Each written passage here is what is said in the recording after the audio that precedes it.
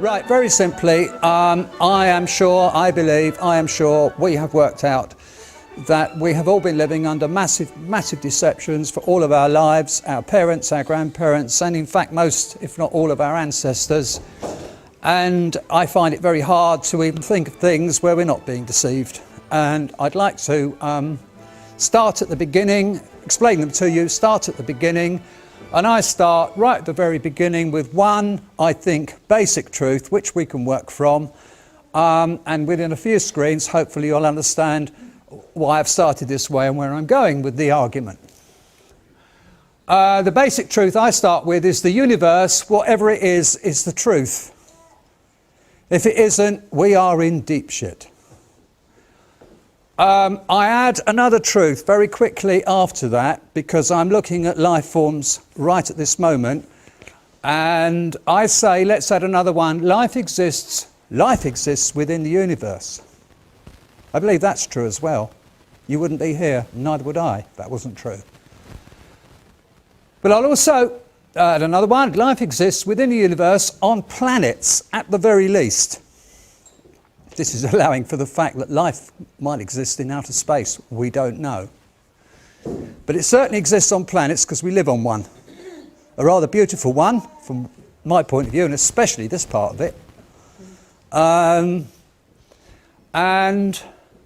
But let's think about that another way round. It's saying life exists where it can be supported by the universe. Now that's now moving away to something that's perhaps slightly less obvious. And then we go a bit further and say life can't exist if it's not supported by the universe. And why is that important to consider?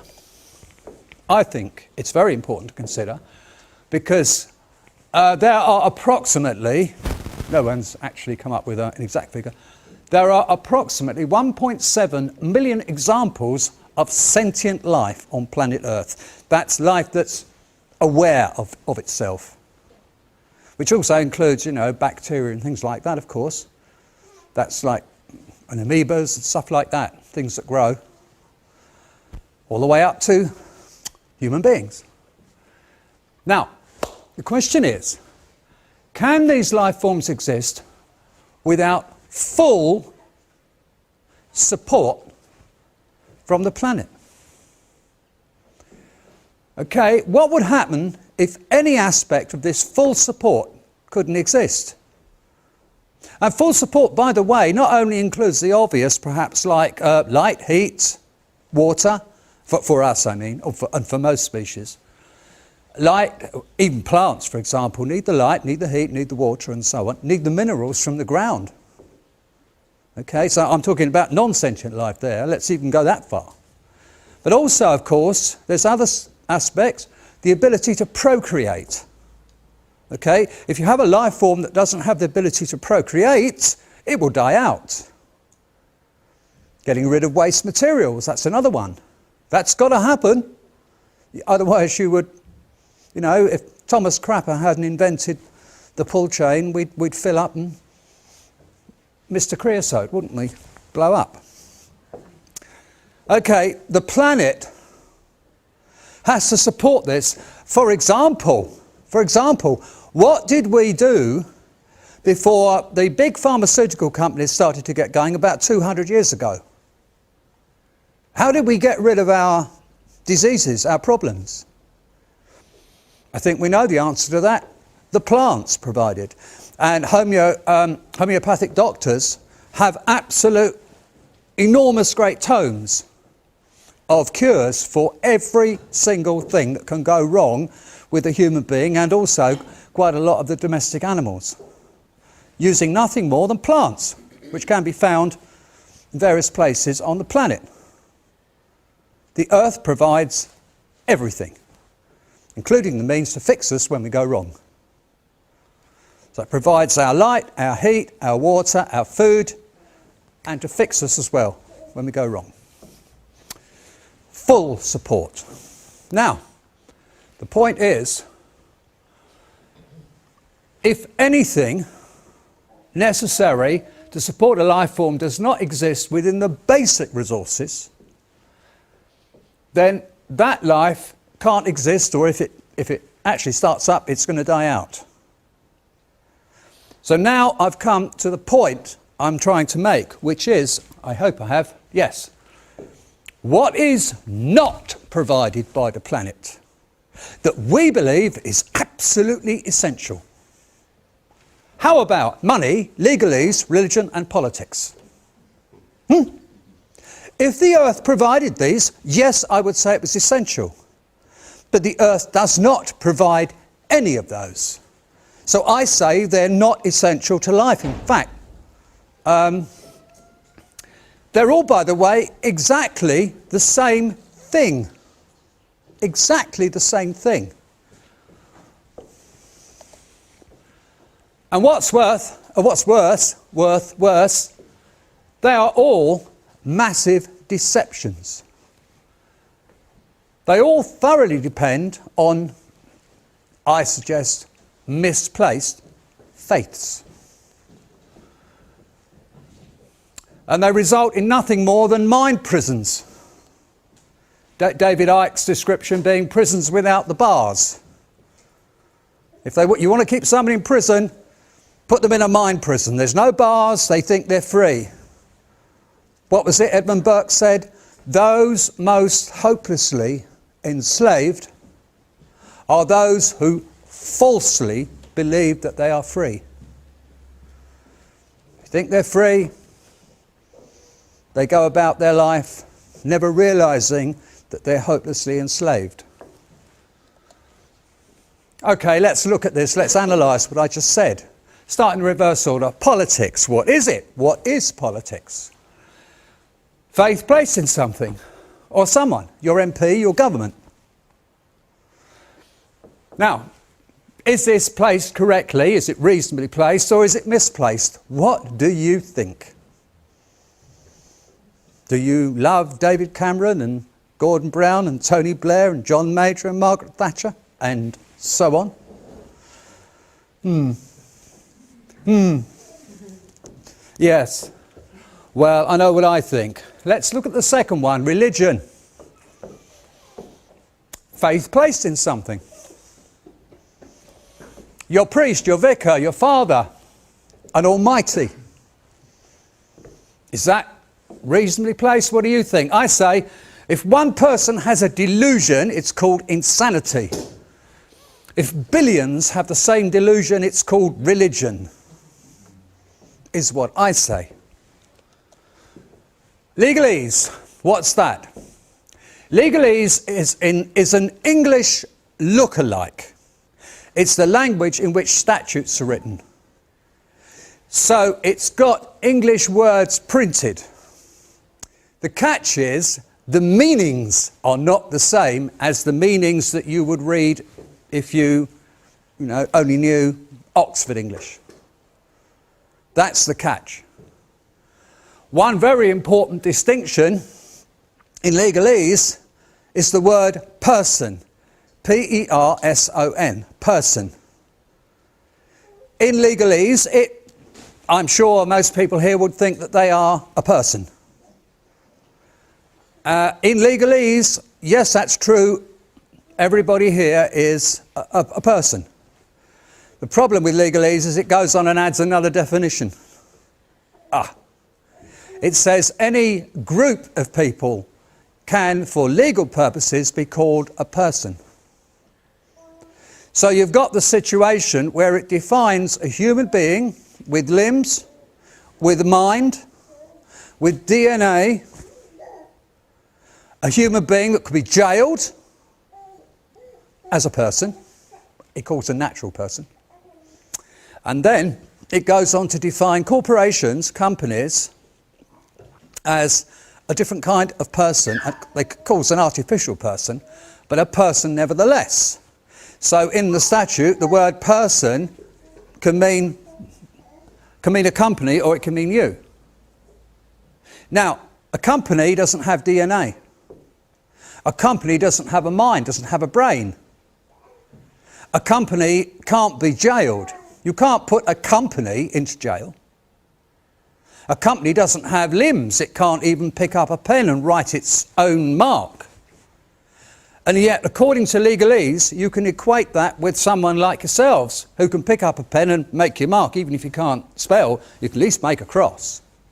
And you've got a brain. You can hold knowledge. You've got memory. You can remember what happened.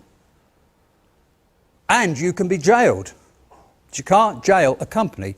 So how could you possibly, it's absurd to think that you could possibly have faith in legalese.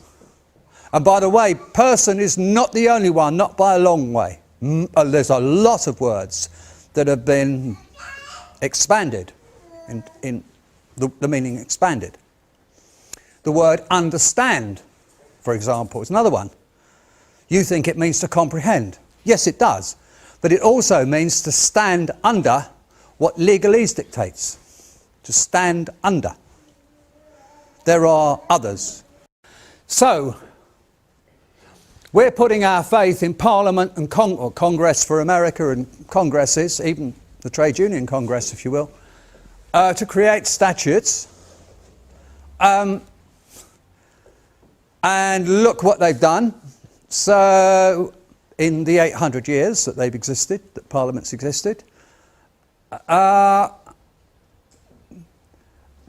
do we really think that this experiment in human relations, which is all it is, Parliament, is it a failed, or is it an utterly corrupt and failed one, or has it, been a brilliant success? Well, again, I know what I think. So that's 3 faiths. Got it right? That's 3 faiths misplaced in something from my point of view. What about the 4th one, money? Well, what is money? No, it's not what we buy things with. Because without money, you can't buy things. I mean, it's basically, that answer is not what it is, it's what you do with it. I'm asking what it is. For example, if I say, what's a bicycle pump? You say, well, it's a pump for pumping up bicycle tyres. No, sorry. You're using the word you're trying to define in the definition. To define a bicycle pump, you would have to say it's a cylinder with a piston inside, and on the outstroke it sucks air in, and on the upstroke it pushes air out through a valve. And you could use it for inflating tyres, but you could also use it for lots of other things like pumping up balloons. The point is, you have to make a definition. You can't use the word you're trying to define or any association with it. So what is money? What is money? Anybody got any idea? Sorry, do you not use money all day? I can't, sorry, with these lights I can't really see you very well. All right, fine. Sorry, did somebody say something? Paper and metal. Sorry? Paper and metal. Okay, paper and metal. Yes, that's actually not true. That's a manifestation of it in real terms. Good try, though. Good try. I think you'll understand that that's not the answer in a second, because I'm going to define it. Money is credit. Oh, right. Okay, so that's just another word. Very clever, Veronica. That's spin, isn't it? Because you took a word and you defined it with a completely different word. No, the reason I called it credit, oh, by the way, if you don't believe me, see your bank statement. Well, these days, actually, they talk about money in and money out. But some while ago, you would actually see columns of credits and the opposite, debits. And I think most people here will realise that an accounting ledger contains a column of credits and a column of debits, and the credits are with numbers and the debits are with numbers, and it might actually have a third column called balance, which is the result of subtracting the two at any point in time. There are other columns like dates and transaction type, but it's the columns of credits and debits. That's the money. So money's credit, but the reason I say that is because if you then go to a dictionary and you find out, well, what's credit? The dictionary is now right. It's absolutely correct, because the first definition of credit is faith placed in something. So now go back. Politics, faith placed in something. Religion, faith placed in something. Legalese, faith placed in something. Money, faith placed in something. I did say a few screens ago that they're all the same thing. And I say, if one person has a delusion, it's called insanity. If billions have the same delusion, it's called money. Because all it is faith. Faith. And we can change our faiths just by thinking something different. Please explain to me why we need these, I believe, misplaced. I don't know what you think. You might think they're very well placed. But I believe they're misplaced. Planet Earth doesn't provide them from its own basic resources. Planet Earth is not that stupid. Now, no other life form of the 1.7 million sentient life forms recognises them. Okay? And manages to survive quite happily without them. Are they missing something? Or are we missing something?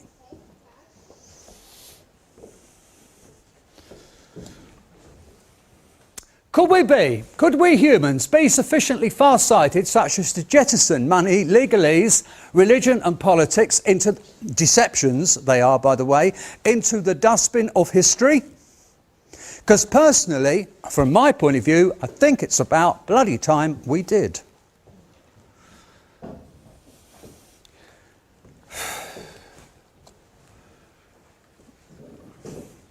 Money, I assume you're here because you are interested in freedom.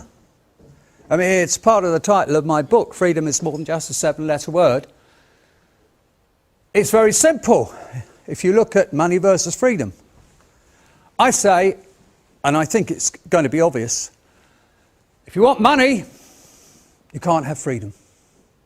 If you want freedom, you can't have money. If you want both, that's what you got. You've got the freedom to come here. I've got the freedom to give this presentation. You've got the freedom to come and listen. You paid a little bit of money at the door, so you've got both. So why are you here? What's the problem? The problem is, you know, the reason why you're here is you know that ain't right. Now you need to get your head around this, and by money I mean any monetary system. Because you'll hear people proposing that, well, what we need is a different monetary system. Don't let the Bank of England do it. Let's have someone else doing it. I mean, for example, Lewis and East Sussex, they do have their own local currency. A Lewis pound, I don't know what it's called, but a Lewis pound is equivalent to a Bank of England pound. And people can buy and sell in Lewis in this local currency. And they can always change it, they can always exchange it for what most people would call real money. The reason why they do that is because if you're buying in Lewis money, it helps to keep the money within the local shops. You know, it keeps local businesses going. So yes, you can have different monetary systems, and there's a thing called a let system. Right. Vic Beck, Canadian I think he is, he points out the obvious. Due to taxation, you can never afford what you yourself made.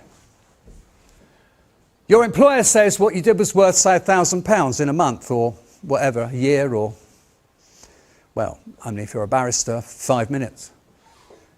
That's what you did is worth £1,000. After tax, you'll actually receive, I don't know, 750. I don't know. I didn't, you know, work it out like a tax inspector would. I just picked a number. It's going to be less than £1,000. That's the point. So you never physically receive enough credits to buy what you yourself created. Your 750 that you actually receive will not buy something worth £1,000 that's marked up as £1,000. Of course, worth, buy, money, etc. are all imaginations anyway. What's the value of this? Whatever I imagine. What's this gold ring worth? To me, nothing, because I don't want a gold ring.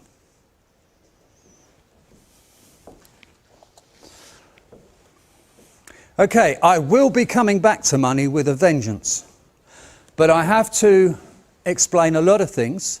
So I now take and fundamentally build up a basis for the later things. So I'm now going to move to another tack, but I will be coming back to this, don't worry, because I'm really going to hit that home, that money business. Legal versus lawful. Are you law-abiding or legal-abiding or both? Do you know the difference? Okay. What do I mean? Right. There are three things we call law. And what I'm going to present is a short analysis of those three things by their characteristics. And you'll understand why I do that.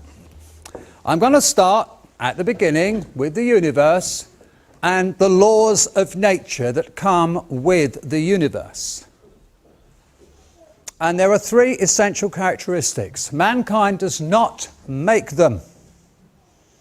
We had absolutely no hand in the creation of the law of gravity. You just observe them. We just observe them and their effects. We enumerate and evaluate them. And in most cases, we're able to devise mathematical formulae to express them and utilize them and interutilize them. In other words, apply them. Examples: the law of gravity, there's Newton's laws of motion, Boyle's law, Maxwell's law, Charles' law, Ohm's law, etc. So that's the first characteristic. We don't make them, the laws of nature. Second characteristic, they apply universally and unilaterally without fear or favour. No courts are required. I usually drop something at this moment, or I'm not going to do it right now, but I usually have a pen or something and I hold it there and I say, if I let go to this pen, which way is it going to go? That way, that way, that way, or that way? Oh, it went downwards. We all knew that because we didn't need a court to tell us. We didn't need an opinion. We know things go down. There's no penalty for breaking them because they cannot be broken.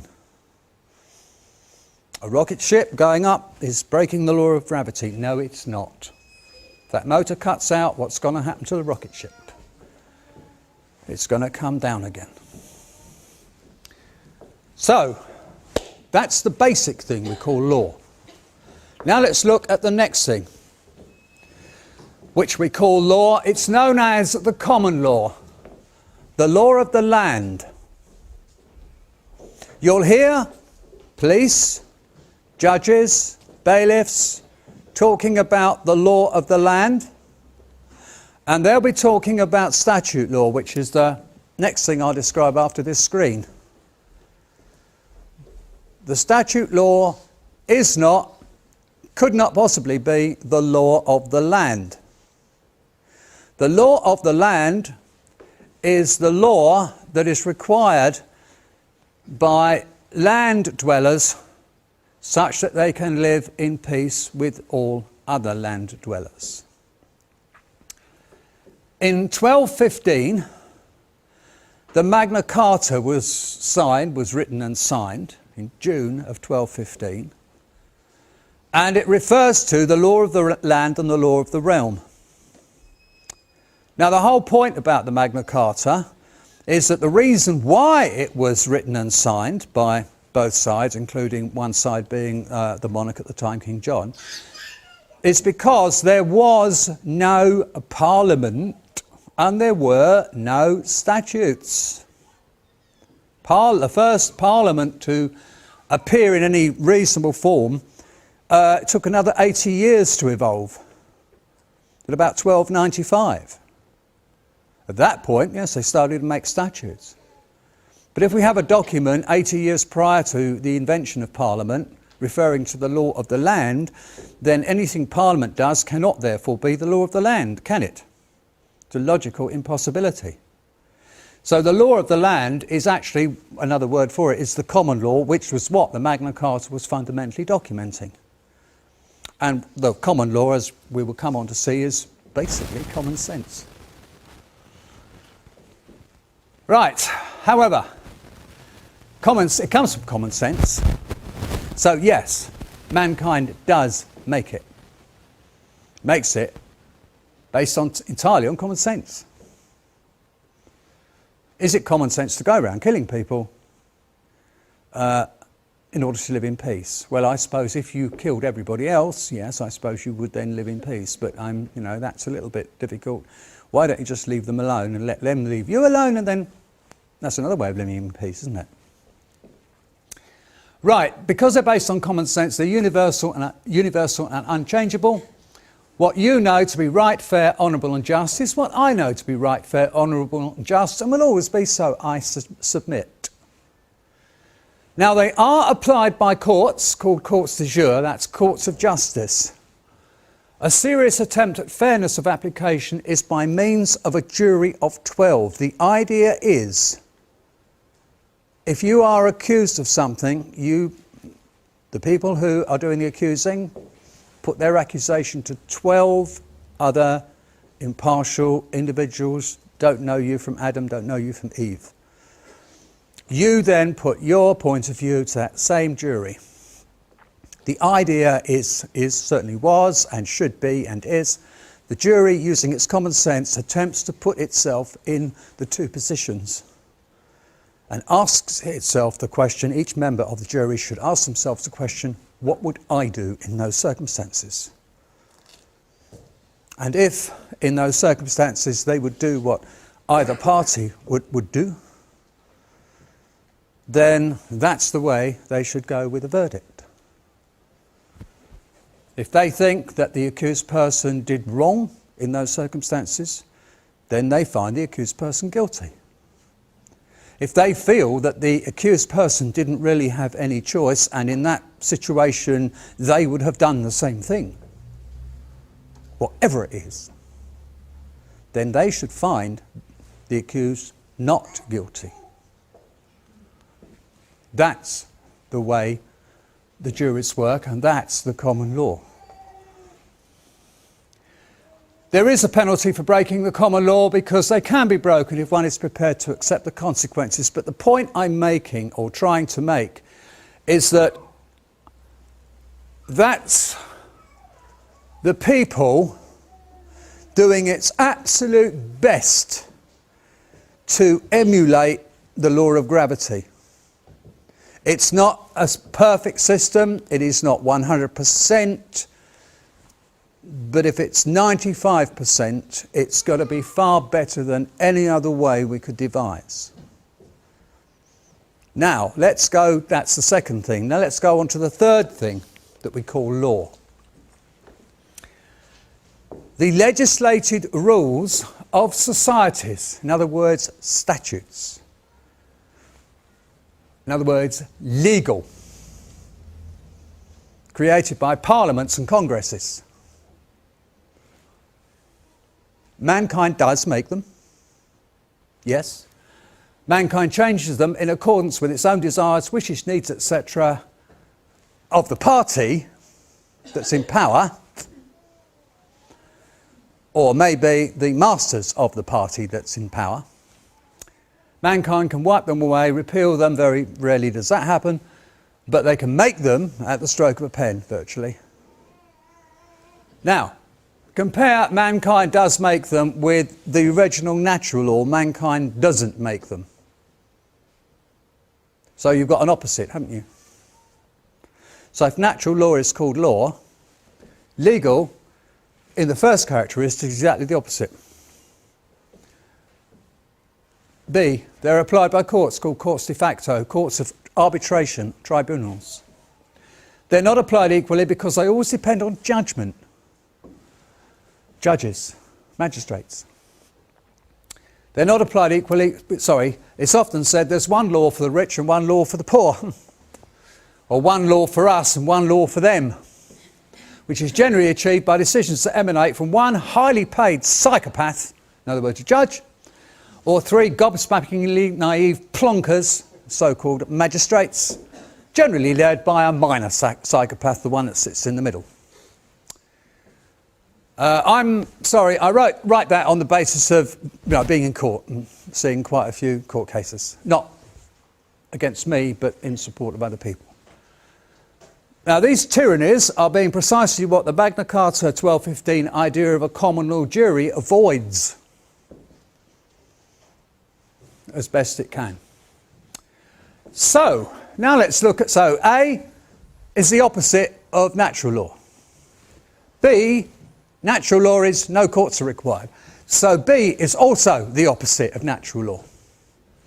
C, there's always a penalty for breaking them because they can be broken if one is prepared to accept the consequences. Natural law, there's no penalty for breaking them because they can't be broken. So, set against legal, set against natural law, opposite, opposite, opposite. Legal is exactly the opposite of lawful. But we use the same word. It's the law. It's the law. We're using the same word. It's like using the same word for fire and water. Oh, my house is on fire. Let's put some fire on it to put it out.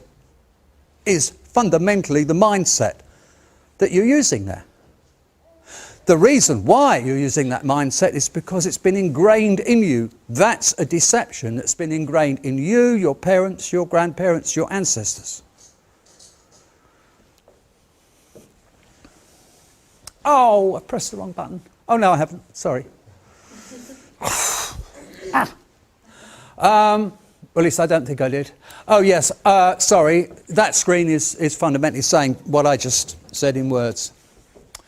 Right. Legal operates. Legal statutes. I'll be coming on to what statutes are and what societies are. Don't worry. Legal operates entirely via paperwork on names. Sticks and stones may break my bones, but names will never hurt me. My God, that is so untrue. Everything nasty that ever happened to you was because you had a name. And it was the name that was used. That's another deception.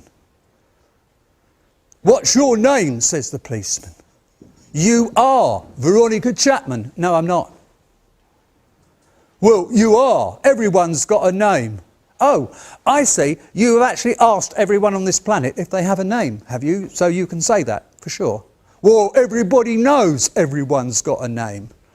Well, actually, I don't think you can prove that. And secondly, I am not my name. I am not my name. Funnily enough, I'm certainly not my name. I'm sure most people here realise that I'm transsexual and that I wasn't actually born and named Veronica when I was born by my parents. I was actually given a boy's name.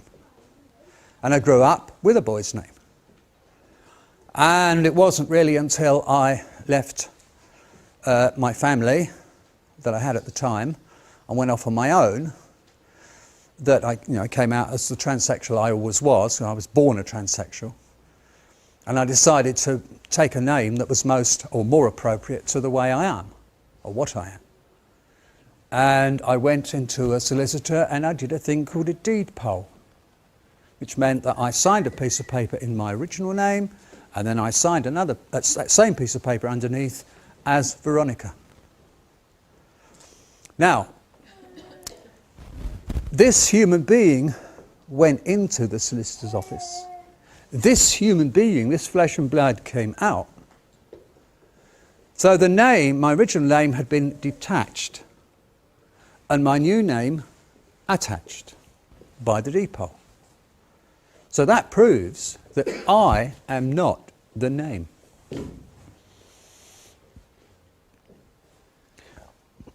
Everything that's written to you is written to your name.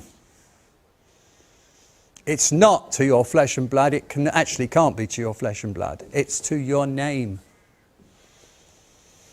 And all actually you have to do is to say, I'm not that name, fundamentally. None of them believe you. I mean, the police don't believe you, the courts don't believe you, and so on, of course. Actually, there are some police, funnily enough, in recent weeks, who started to realise that maybe that's the truth. That people are not their names. I'll hopefully come on to a lot of that. That's like the latest stuff, which I hope to talk about. But that's if there's time. Okay, think about an identity parade. Think about an identity parade. Do they stand there with their name, holding up the name? Or do they just stand there as the witness walks by, looking at each individual in the lineup? That's the one they might go.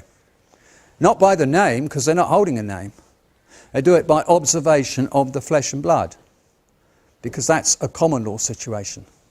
Common law is all about human beings. It's not about names and paperwork. Fundamentally, what happens in the common law, we look at a situation, we use our common sense, and we go, oh, it makes sense to make sure that justice is never delayed. All right? Oh, so that was written down in the Magna Carta. It makes sense that people who administer the law should know the law and abide by it, and be minded to observe it well. So that's written down as Article 45.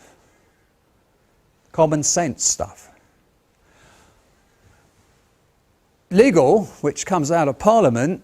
So in other words, so with common law, what we do is we see reality, the reality of a situation, and we write down a common sense situation that fits the reality. Parliament, they write the statute, right? And then they say, that creates reality. Whatever the statute says is now reality. No, reality doesn't work that way. Reality is reality. You can observe it and write it down. You can't just write a statute and that makes it real. It's the opposite way round. The deception is to make you believe that you are your name when you're not. Your name is nothing more than a fiction for the convenience of legal to operate on you without your consent. Also, for the convenience of your parents and your friends to call you. Which is why I'm Veronica of the Chapman family, if you go back to my first screen, or if you look at the cover of my book. I'm Veronica of the Chapman family, as commonly called. So when people go, Veronica, I go, oh, that's me. But that's all it is, to get my attention, to get your name, the convenience of your parents and friends to get your attention. But it's no more than that. No more than that. And they certainly don't have the right to use that to do you for council tax, income tax, road tax, insurance, TV licence, you name it. Parking fees, parking fines, you name it. Don't have the right. Rough justice. I've already sort of alluded to this. Can you be jailed? Yes. Can your DNA be taken? Yes. Can your local council or the Crown Prosecution Service or a utility company be jailed? No. Not the company.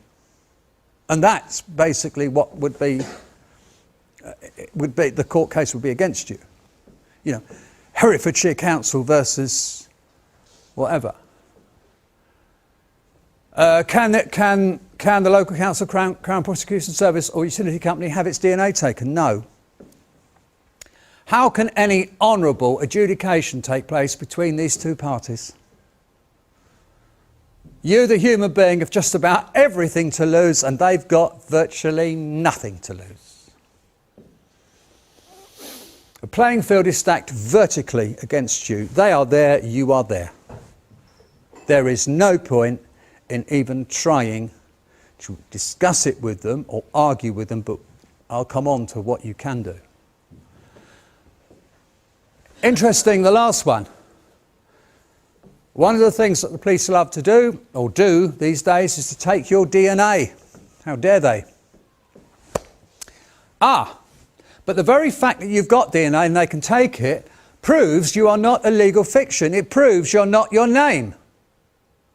It proves you're a flesh and blood. So when you get the summons to your name, Mr. or Miss or Mrs. da-di-da, you can write back and say, but I'm not that name, and the fact that my DNA was taken is forensic evidence that I'm flesh and blood and not that name. That name is just marks on a piece of paper, a sound in the air when it's spoken, or pixels on a computer screen. It's not me, I'm flesh and blood. I have a soul, I have limbs, I have a brain, I have spirit. I can kick a football. Okay, what is the common law then? It fundamentally breaks down into 4 aspects. I've said it's the way to live in peace, and it's the common sense way to live in peace. But analysing it a little bit further than that, each of these is no deliberate and to prevent accidental as far as you can. I'll take the first one, no deliberate harm to anyone else, and as much precaution as is reasonable to prevent accidental harm from your actions. Don't leave things where people can fall over them. Okay, you could harm them. Be aware where you leave something. But in all of these cases, there is a point where it becomes unreasonable. The example I was given when I learned to drive buses, right? Well, I actually was tested to do an emergency stop in a bus. Now, you are taught as a bus driver that you must not, do emergency stops normally. You're taught to drive without the need to stop sharp. Now, I know a lot of bus drivers stop sharp, but they're not working according to the way they were taught. For an hour and a half in their lives, they did drive properly, otherwise they wouldn't have a licence to do it. Trouble is, they get the licence and then get back in the bus and drive it like you would drive a car. Problem with buses is you can't drive it like a car because there may be people elderly people hanging on the rails for dear life, or someone even standing up there with a baby in their arms. So you're supposed to drive a bus with anticipation of what's likely to happen and slow down accordingly so that, you just slow down nicely. But you are tested on an emergency stop because there are circumstances where you may have to do an emergency stop, very rarely. And the example they give is you're driving down the road in service at 29 miles an hour, 1 mile an hour under the speed limit, so you're absolutely perfectly making progress, okay? Line of parked cars, as you drive down the road, out from between the cars runs a child in front of you chasing a ball. Bang, you kill the child. Okay? But because you see it happen and you jam the brakes on.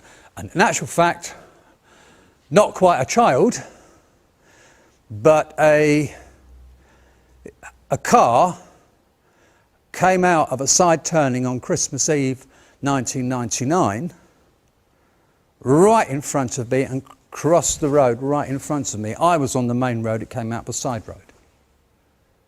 And I hit it. I didn't stand a chance. So that actually, a similar situation did actually happen to me. Okay, the point is you cannot, in the case where you've killed the child in that way, or in the case of my accident, I wasn't charged with anything for the very simple reason that it was quite obvious from the scene. And also, by the way, I had passengers on my bus who also said what had happened. I don't know whether the other driver was pissed or whatever, but just came out onto a main road straight across in front of me. Must have been doing about 30 miles an hour. I just caught a flash of it in my eyes. And the road that it was heading for was a very short cul-de-sac with a railway line at the other end of it. So quite what they were doing, trying to get down that at 30 miles an hour, I don't know. I think they just must have been pissed. It's Christmas Eve. But I never heard any more about it. Certainly didn't prosecute me. In the case of a child running out with a ball, you are not to blame. If there's any blame in that circumstance, I think it's pretty obvious. It's the parents who allowed the child to get into that situation. They're the guilty party. So there is a reasonable cut-off. You cannot drive around at 1 mile an hour everywhere just in case a car comes out in front of you or a child runs out in front of you with a ball. That would be totally unreasonable. Whether or not 30 miles an hour or speed limits are valid or not is another argument. But certainly, you know, the speed limit argument is something else. No deliberate loss to anyone else. Again, the same thing. You don't steal from other people. You don't take their property. Okay, because that causes rancor, causes arguments. You know, they might like come round with a few mates and do some damage to you or to members of your family. That's not living in peace. So you don't steal, you don't take other people's property. Once again, deliberately, as far as possible by accident. But at the end of the day, if you find something and it's obviously been there for years and you think you can use it and obviously nobody else wanted it, hey, finders keepers. No deliberate breach of another's peace. Do not play rock music loudly at 3 a.m. when you've got paper-thin walls and the couple next door have managed to get their young baby to sleep, and so on. Loads and loads of possible breaches of peace. Bailiffs knocking on your door is a breach of your peace. No deliberate deviousness or mischief in your promises, agreements and arrangements. Say what you mean what you say. I said I would come here tonight. I came here tonight because I promised to do it. Fundamentally, to act responsibly. Oh, and so, by the way, you came here tonight, which is very kind of you. Fundamentally, to act responsibly towards all others and to be prepared to take responsibility for all your actions. Don't go around blaming other people. It's very easy to blame other people. You've got to learn to accept the blame. In other words, just plain, ordinary, common sense. Where does the common law come from? Okay. Well, we heard a judge say it comes from judges make the common law. One judge said that. Just shows how much he knew. It's the common sense of land dwellers to live together in peace. So where do you think it comes from? A lot of people say it comes from the Bible. I really don't think so. I really don't think so. I mean, because a lot of the Old Testament is all about, keeping your child's sacrifices up to date and stuff. Otherwise, the Lord is going to get upset. And, making sure that you sacrifice, children and bulls and things like that. I picture the situation. There's a caveman, right? And he's out there hunting animals for food, okay? And one day, there's another caveman appears on the scene. And you've got a caveman and you've got a caveman, you've got the animal between the two. And the animal can't go that way and it can't go that way. Whichever way it goes, it's going to meet its end. So it tries, it gets killed, and then there might be a fight between the two cavemen as for the spoils. Okay, that's true, first time. But after a while, common sense will kick in, won't it? Oh, if I stand there and you stand there, and this is a canyon, and the animal is in the middle, if we cooperated, we could make sure that we feed ourselves. So what we do is we'll kill the animal, we'll share the spoils.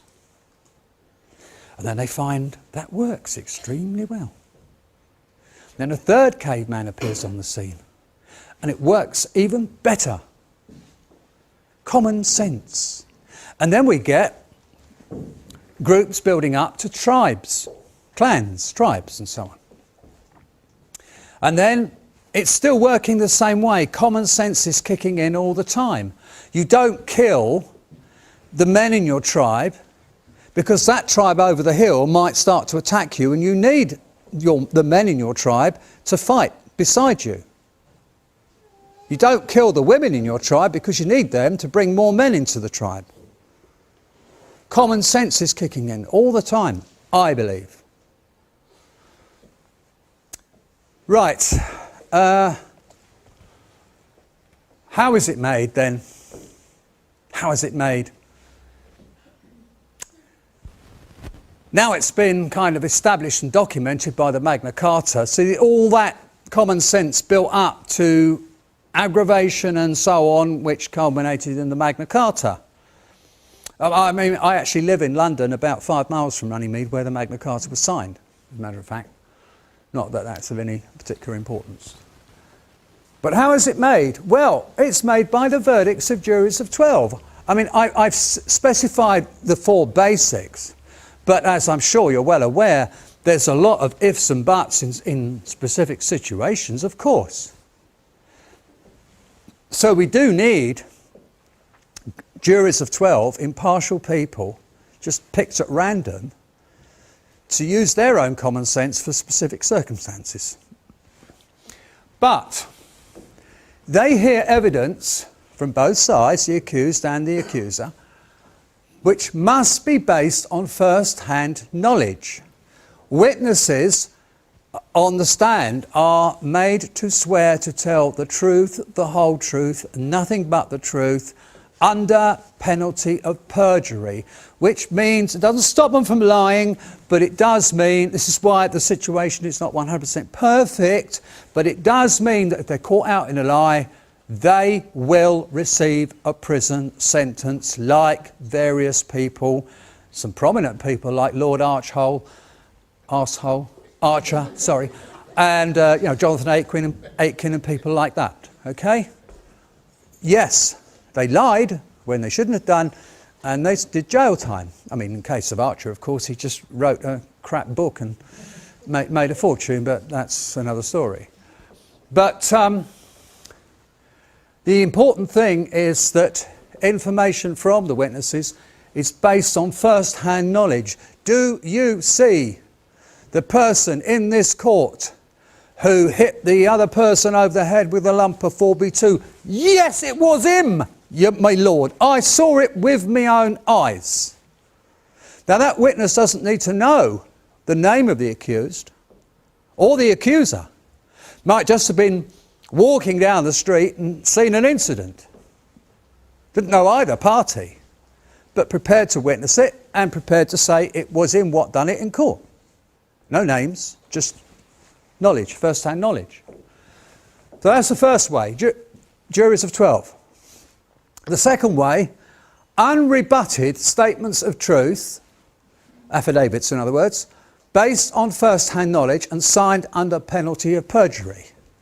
So if you write an affidavit and you say it's a statement of truth and you say the information is true, certain and correct, and it's being written under penalty of perjury, that puts you in exactly the same position as if you were in the witness box in a court of law, having sworn on oath to tell the truth, the whole truth, and nothing but the truth. And if you then write down the truth from your first-hand knowledge, that makes the common law. And there is a way of doing that such that that happens. That is assuming, by the way, that what you write is the truth, in which case it cannot be rebutted. However, there are shades of grey in everything. So what you do is you write it down, you send it to whoever you're accusing, you give them 30 days to rebut what you've said. And if they right back to you saying, with their own statement of truth, by the way, rebutting what you've said, then it's like stalemate. But if you've written down the truth and you really have accused them of some wrong that they've done to you, then they can't rebut it truthfully. So you have now got a common law, what we call lien, or you can create a lien on them. You see, the way it works is there's only one truth in any given situation. There are not two truths. See, one of the things about the BBC, for example, one of the reasons why it can present bullshit after bullshit after bullshit, and I'm sure most people here know that that's what they do. If you think about their charter, the BBC's charter says that they must balance what they say, what they present, what they broadcast. Okay, fine, but if there's only one truth in any given situation, what do you balance one truth with? You haven't got another truth to balance it with. And if it's the truth, it's blatantly obvious, actually. So anything you try and balance it with is likely to be seen pretty immediately as bullshit. So what they generally do is they present lots of bullshit, which is what comes out over the transmitters. And so on. So, okay, let's move on a bit. Oh, how do you know whether or not you're abiding within the common law? You just ask yourself, would a jury of 12 appraised of all the facts, because don't forget, you know what happened, would they agree with me or not? Do I feel my actions are honourable?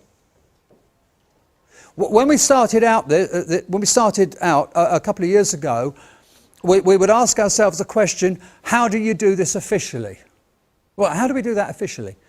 And I very quickly said, well, hold on a second, that's the wrong question, isn't it? What we should be asking ourselves is, how do we do it honourably? And I talk about that in my book, Noticing People Honourably. Okay, so again, I'll be coming back to this aspect, but let's now sort of go back to what I was talking about, the planet. What is the hierarchy on this planet of ours? Okay? I think, number one, at the top of the tree is the planet itself, I think, because without it, everything depends on it. So it's a dependency tree, isn't it? Underneath that, I put non-sentient life because sentient life relies on non-sentient life in order to feed itself. Underneath the non-sentient life, either the plants and so on, sentient life. Humans, us, all other animals, birds, fish, insect life and so on. And then, of course, the other real entities such as germs, viruses and bacteria. And that's it, isn't it? Isn't that it? No, it's not actually, is there? Because if we think a bit further, we've got a hierarchy that goes lower than that, because we've got all these fictional things, don't we? Fictions. A top fiction being the government or the crown. It's a fiction. Show me the government. Can I touch it? Can I even see it? Can you take a picture of it? Where does it start? Where does it end? Does it include local government? And where does that start? And where does that end? There's no such thing as the government. It's all in our heads. Oh, I work for the government. You mean you think you work for a government? The government, the crown, requires humans, that's at 4, so humans are above them, and humans at 3A need to recognise it. If no one recognised the crown, it would not exist. If no one recognised the crown, it wouldn't exist. The Queen would be what she now is, just another citizen. The reason why she's just a citizen is because she's signed away everything to the European Union, in theory. Of course, she hasn't in reality, because again, the European Union is just a fiction. If you believe in it, it is. If you don't believe in it, it's not. You have a referendum 24 hours a day, 7 days a week on the EU. If you choose not to recognise it, it's nothing. Absolutely nothing. It's back to faith. Do we have this idea that the crown is something or not? Okay, that's at 4. What about below than that? Oh, we've got things below that. We've got sub-fiction or role-playing entities, people who play the role of a judge or a magistrate or a lawyer, human beings who take on that role. Got corporations. I've already explained that the legal definition of a person can include a corporation. So you've got that, you've got judges, magistrates, lawyers, solicitors, politicians, policymen, policemen, policymen and bailiffs. Here's another interesting fact about the Magna Carta. It talks about foresters, it talks about justiciars, which is not the same as a judge, by the way. It talks about barons and earls and lords, and it talks about the monarch, and it talks about constables, sheriffs and bailiffs. The sheriff being the shire reeve and the bailiff being the sheriff's underlings, submen. The idea is the sheriff kept the peace in the shire and the bailiffs took a bailiwick area and kept the peace in the area. That was the job of the bailiff. The sheriff and the bailiffs, their primary job is peacekeepers, believe it or not, which is actually not to knock your door down but to keep the peace. Constables also, their job is to keep the peace. Now, missing from the Magna Carta, therefore missing from the law of the land, therefore missing from the common law, we've got a few people. Judges, magistrates, lawyers, solicitors, politicians and bailiffs. Oh, sorry, no, beg your pardon, bailiffs are in there. And policymen are not, but constables are. And there's a big difference, which I'll try and explain to you. But, so that's very interesting, isn't it? The Magna Carta doesn't have doesn't require, and law does not require, judges, magistrates, lawyers, solicitors and politicians. So what have these people done? Well, over the centuries, they've carved a niche for themselves into our psyche and told us how wonderful and professional they are, and yet they're nothing really. And very, very stupid in many cases. And that's easy to discover as soon as you start to write letters to them, because the absolute crap that you get back is unbelievable. You wouldn't believe that human beings could write such garbage. Oh, the stories I could tell you.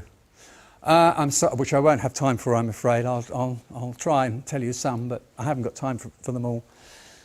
You have to do it. And as soon as you do it, oh boy, you find out. Right, but of course, now we've got the situation that the Crown needs to recognise these people via statutes, via legals, but human beings need to recognise the Crown. Yeah? But we've got more than that. We've got members of staff of corporations, which require the corporation to recognise them, which requires the Crown to recognise the corporation, which requires human beings to recognise the Crown. So, as a human being, just a human being, not playing any roles, not acting, you're just you, being you, you sit at 3A. A member of staff is at 6 in the hierarchy. For heaven's sake, even germs reside at 3C in the hierarchy. But it's worse than that actually for judges and so on, because everything, and this was one of the first things we discovered, everything is corporations. The Ministry of Justice is a corporation. Parliament, members of Parliament, is a corporation. Queen Elizabeth II is a corporation. The United Kingdom PLC is a corporation with a board of directors, with shareholders, trading at a profit. It's just recently been announced that Devon and Cornwall police are owned by IBM. Devon and Cornwall police are owned by IBM. Think about it. Devon and Cornwall police have as much authority as a security guard at Tesco's. And the Metropolitan Police are at the same level. They're just a company.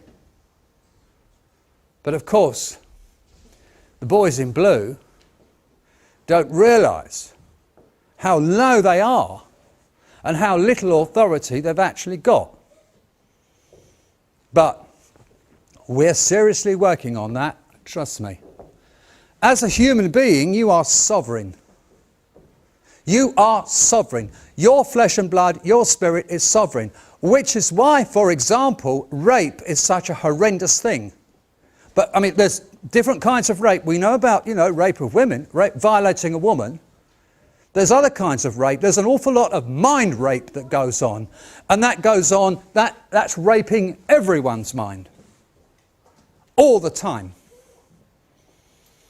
When a policeman stops you and says, "What's your name?" He's raping you, whether you're a male or female, he's raping you. And when you say, "Excuse me, officer, why have you stopped me?" And he goes, "Right, have you?" And they do, and it's happened. And they handcuff you. And they throw you into a police van. And they take you down, male or female. Look at the website. Look what happened to my systems admin, Woodman. Driving down the road, they kettled him 3 ways in his car. Excuse me, he got out, he went over to the policeman on the pavement and said, "Excuse me, officer, can I ask you why you've stopped me?" That's all he said.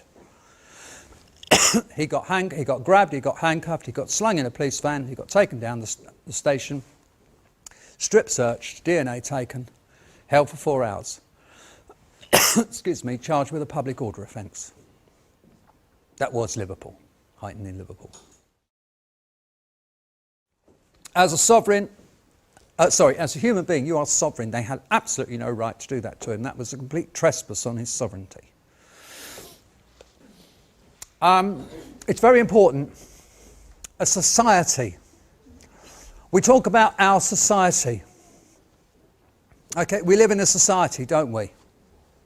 What is a society? Ever thought that? There is a definition. It's a pretty good one, actually. It's a group of like-minded people who come together to deliberate, determine and act towards common goals. Act towards common goals. Acts of Parliament. Acts of Parliament. A bill is placed in front of Parliament. They vote on it. It goes back and forth between Commons and the Lords and so on, and it becomes an act, doesn't it? It goes up, supposed to go up to the Queen for royal assent to become a statute. Acts. Act towards common goals. Okay, now how do these like-minded people know whether or not they're like-minded?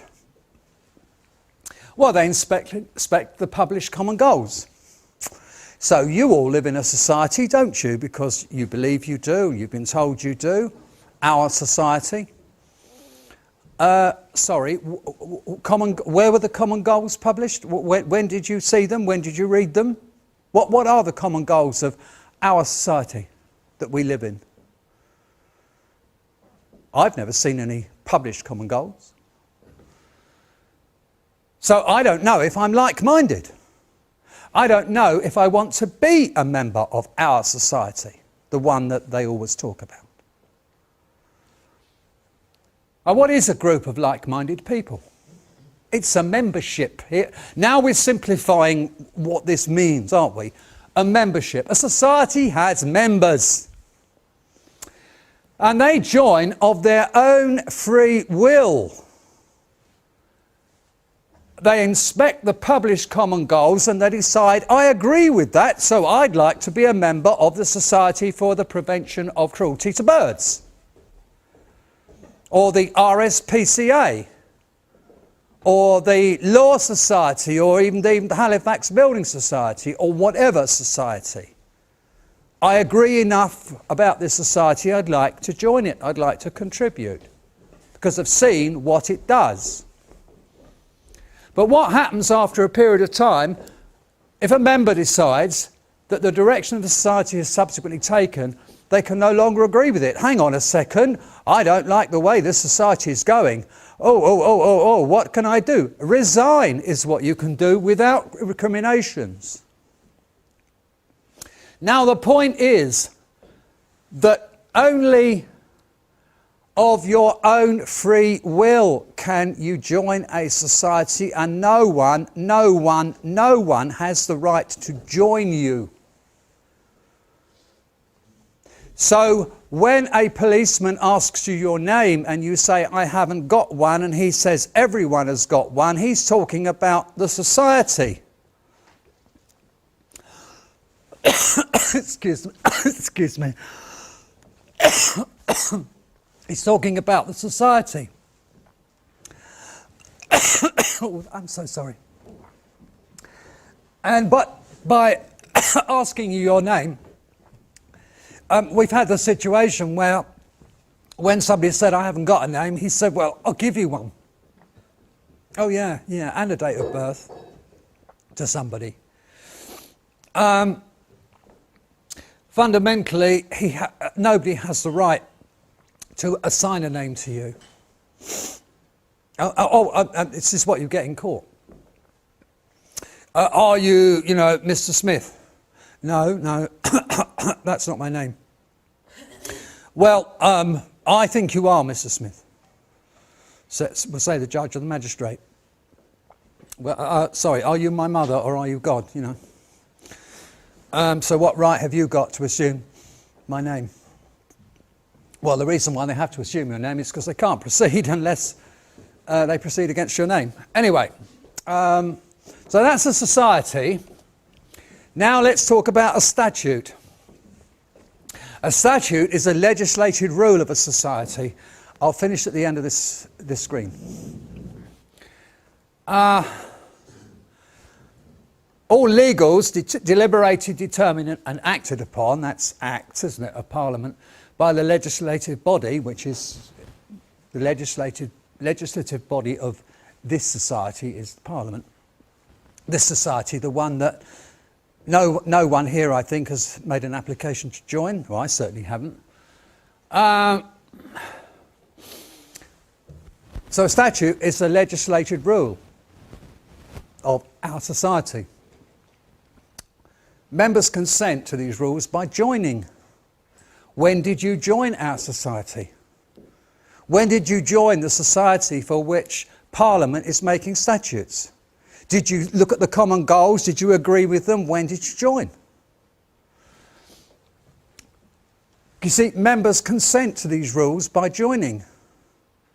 So when did you give your consent to be fined for doing 35 in a 30 limit is the point in practice. You didn't.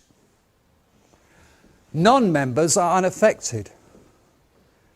And if you didn't join the society, then you're not affected by a 30 limit. Now, you are affected by your responsibility. But I'll give you an example. Around my way, there are schools. And there are humps outside the school, and there are 20-mile-an-hour limits around, the area of the school. And when the kids are going to school and when they're coming out, even 20 is actually quite dangerous. Okay? Yes, so acting responsibly, you would really take it easy when the kids are going to school and when they're coming out. But the rest of the day and night, it's just a bit of road.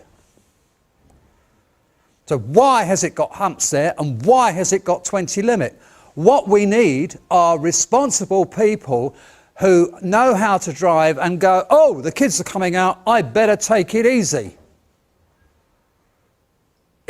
We need to act responsibly at all times. And then we don't need humps and 20 limits, is my contention. To think about this in another way, your doctor does not need to obey the legislative rules, in other words, the statutes, of the Law Society. Do you obey the statutes of the Law Society, doctor? Don't be bloody stupid, I'm your doctor. But I do accept the statutes of the British Medical Association, and I have taken a Hippocratic oath. Your lawyer, your solicitor, does not need to obey the Hippocratic oath and the legislative rules and the statutes of the British Medical Association. But he does need to obey the statutes of the Law Society, which are different. Your postman does not need to obey either sets of legislative rules, but in fact your postman has got rules of his own. For example, he's supposed to put the post through the letterbox of the address. And even if you know the postman, you're still not supposed to hand them to you if you're walking out and saying, oh, is there any posts for me? He's supposed to put them through, the letterbox. I presume if he's your brother or your sister or somebody, they might, just, yeah, okay, here's yours, But, see, it's the interesting thing about postmen, though. I'm not knocking postmen, we say they do a good job and they do it in all weathers and all that sort of thing. But if you think about it these days, okay, with emails, with phones, with cars, most people keep in touch with their friends and associates by email, by phoning them, or by going round to see them, or meeting them down the pub. Very few people these days keep in touch, loving touch, with their friends and family by letter. All right, Christmas cards and birthday cards, yes. But, most of the mail that the post office puts through your letterbox is either, junk mail in many cases, or because they now deliver junk mail, don't they? Or bills, So with all due respect, a large chunk of what they do is actually giving you a certain amount of misery. Okay, did you consent to become a member of the Society's legislative rules, your Parliament and Congress Acts? When was that? Parliamentary congressional statutes are nothing more than company policy, because they're a company and they're making their own company rules. The Ministry of Justice Corporation, actually, to be exact, is the company for the statutes in this country. And that's why we use the term policy men to refer to enforcers of company policy. They are just, they call themselves the police, we call them, or policemen, we call them policy men, because all they're doing is enforcing the company, most of the time, is enforcing the company policy on non-members. Because I didn't consent. And if they actually asked me, I wouldn't consent. About 2 weeks before the general election, the Conservatives put up on their website, they said, we are offering a contract with the British people. And they wrote down the contract they were offering, which was complete bullshit, because all they were offering is the political system as it stood. You vote us in and we'll give you all the shite you had before, fundamentally. But they actually did say, we're offering you a contract. Well, as soon as they used that word, we were off and running, because all we did was we wrote a letter to David Cameron. We wrote one together, but a few of us sent it. Dear Mr. Cameron, we understand that you're offering me I understand you're offering me a contract, according to your website, just to let you know that if you become Prime Minister, I do not accept your contract. Therefore, you will not be my Prime Minister. Yours sincerely, without ill will, vexation or frivolity. And we sent them up. Obviously, we didn't get a reply. But, it's now on writing that David Cameron's not my Prime Minister, and he's got a letter to prove it. Rather stupid of them, actually, to offer that contract. It was obviously a PR stunt, and it kind of backfired. I think I'm prepared to stop there if you wish to take a break. And everybody wishes to take a break, I'm sure you... Right, what does it say under Bank of England? Now obviously you can't see that on the screen, but I think it's possible that maybe some people have noticed what it says under the Bank of England. I'm sure you all recognise that as a picture of a £10 note. And under the words Bank of England, it actually says, I promise to pay the bearer on demand the sum of £10. So I'm back on money now, aren't I? Now the question I have for you, please put your hand up if you have ever seen, touched, felt, held or heard a sum of £10. But keep your hand down if you've only ever seen notes like that promising it. So that's interesting, isn't it? That's just like everywhere else I've been, and every time I ask that question, we've seen notes promising a sum of £10. We've seen them promising a sum of £5 and a sum of 20, I'm sure, and maybe even a sum of 50 and so on. But we've never actually seen the sum itself. That, by the way, was a thing known as a promissory note because it had a promise on it. Okay, it's an IOU from the Bank of England. Gosh, just think how many sums of £10 the Bank of England has agreed it owes, which it never actually pays.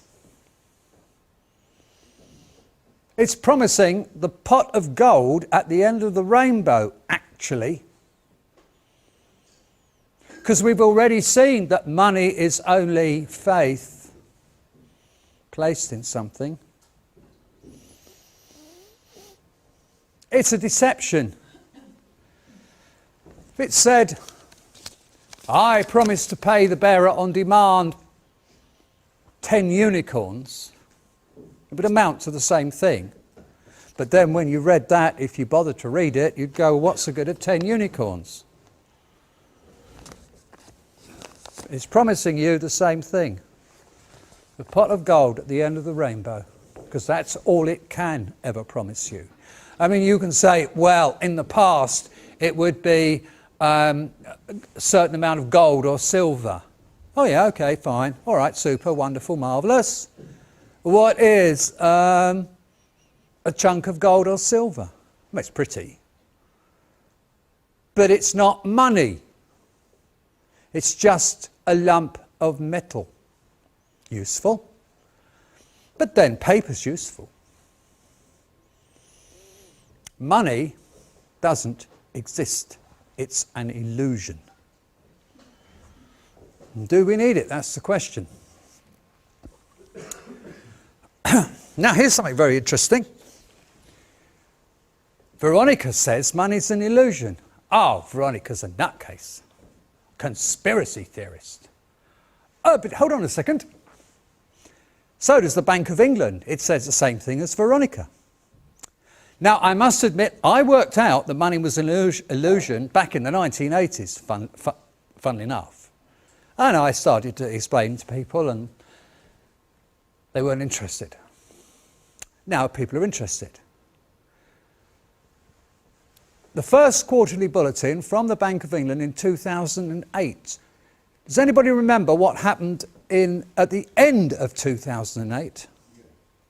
Who said that? Who's me? Is this somebody over here? Oh yes, I can see your hand up.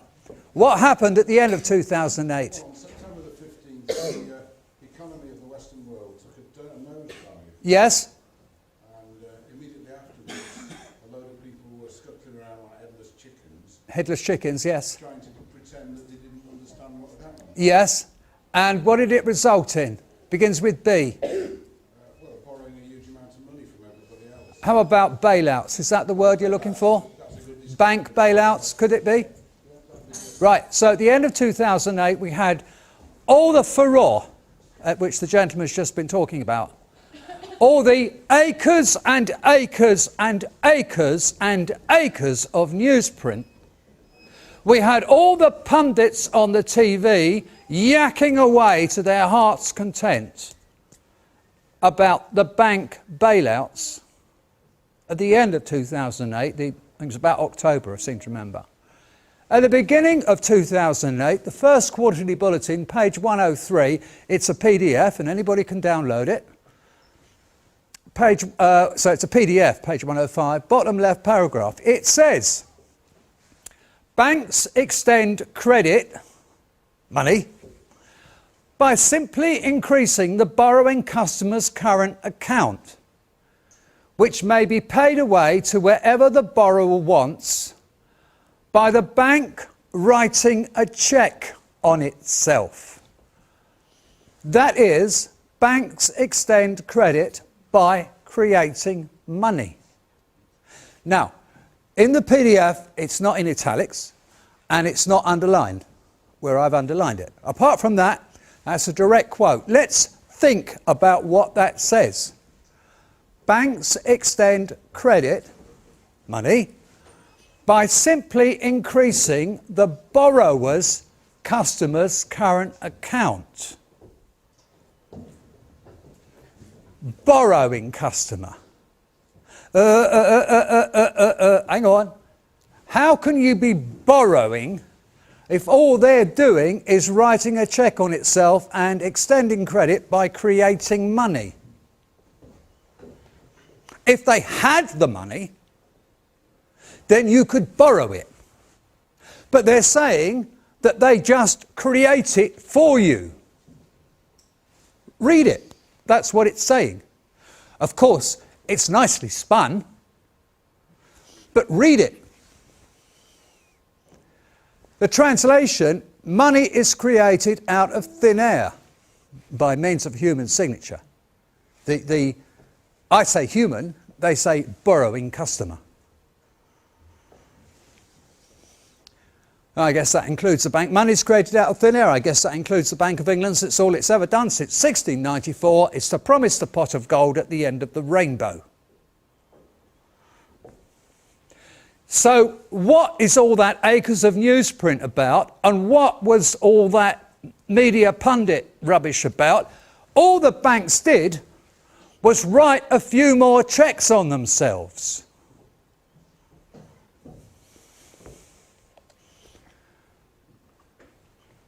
If you don't pay a demand, a court de facto, most courts, will consider you to be depriving whoever makes the demand. Oh, you haven't paid this back, you have deprived the bank. We've already seen that money, legalese, religion and politics are the same thing, they're faith placed in something. Can you deprive someone of their beliefs? Now, you can persuade them that their beliefs are wrong and get them to agree that you're right. But deprive means just take their beliefs away. You can't take someone's belief away just like that. It's not possible. So how can you deprive someone of their money belief? I mean, you can't, as I say, you can't. It's not easy to deprive a Jesus freak of their belief in Jesus, and I have tried. You can't deprive someone of a belief. And money is a belief. The bank believes you owe them money.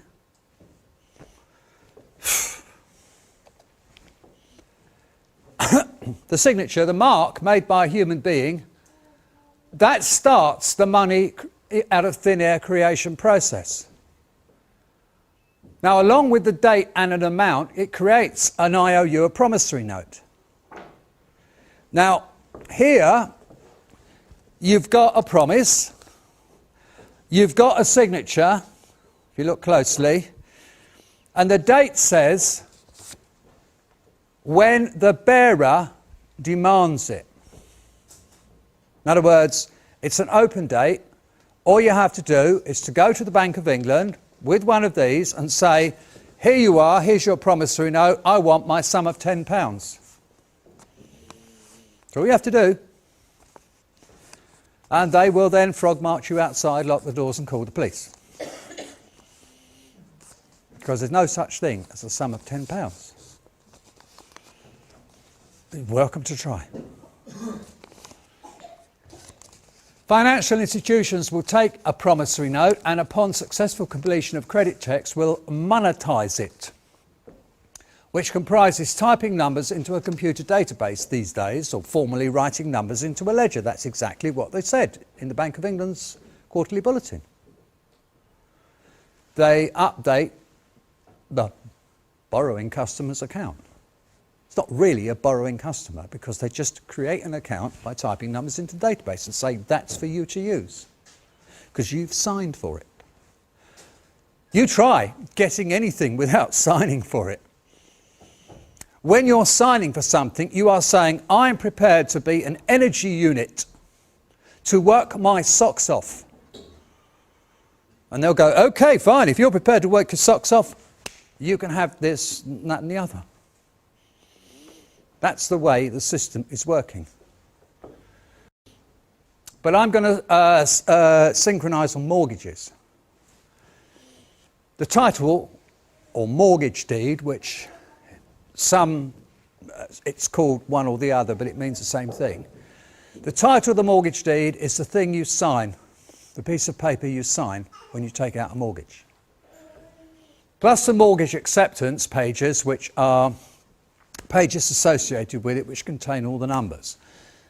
The mortgage deed, the title deed, and the mortgage acceptance pages comprise a promissory note, which must, and I'll explain why that must be, pay in full for the property right at the start of the purchasing via a mortgage process. Now, you're going to say, well, okay, it's a promissory note that I've signed. And it's not worth anything. We'll come on to that. Because I want to go through mortgages in more detail. And I want to explain why I can make that statement. Mortgages are one of the biggest scams of all time. The mortgage deed is your authorisation. The thing you sign is you are signing authorisation to hand possession of something you fully own to some other entity. The land registry will accept this authorisation and will lodge the charge against the property.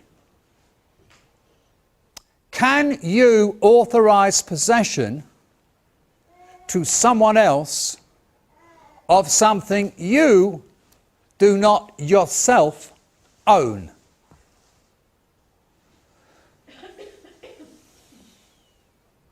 Can you give something to someone that belongs to someone else?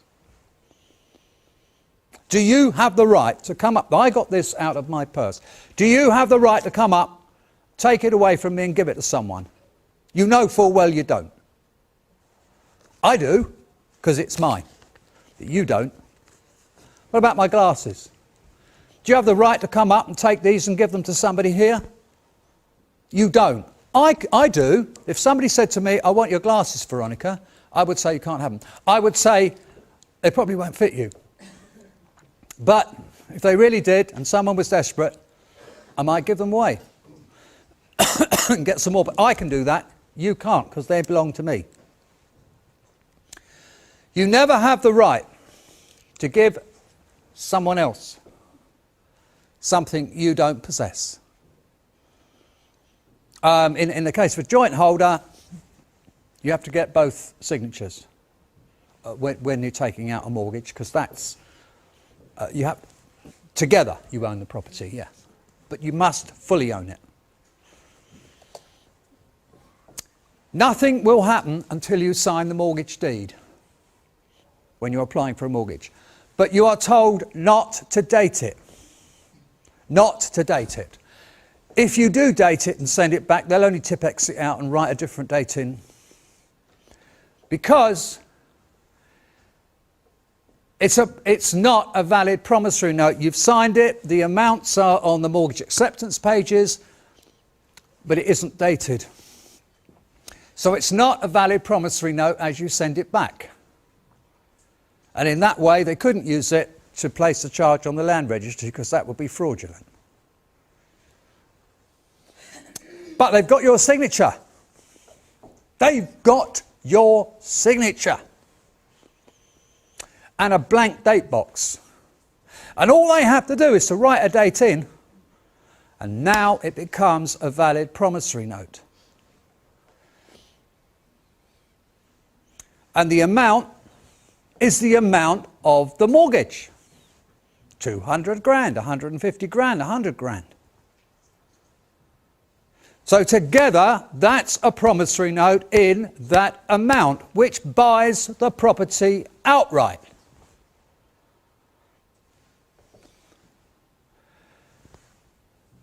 They can then see that you've signed it, so they now have you by the short and curlies, and they can then type the 150 grand into a database, as the Bank of England says that's what they do. Then, once they've typed that into the database, they can go, now it's valid.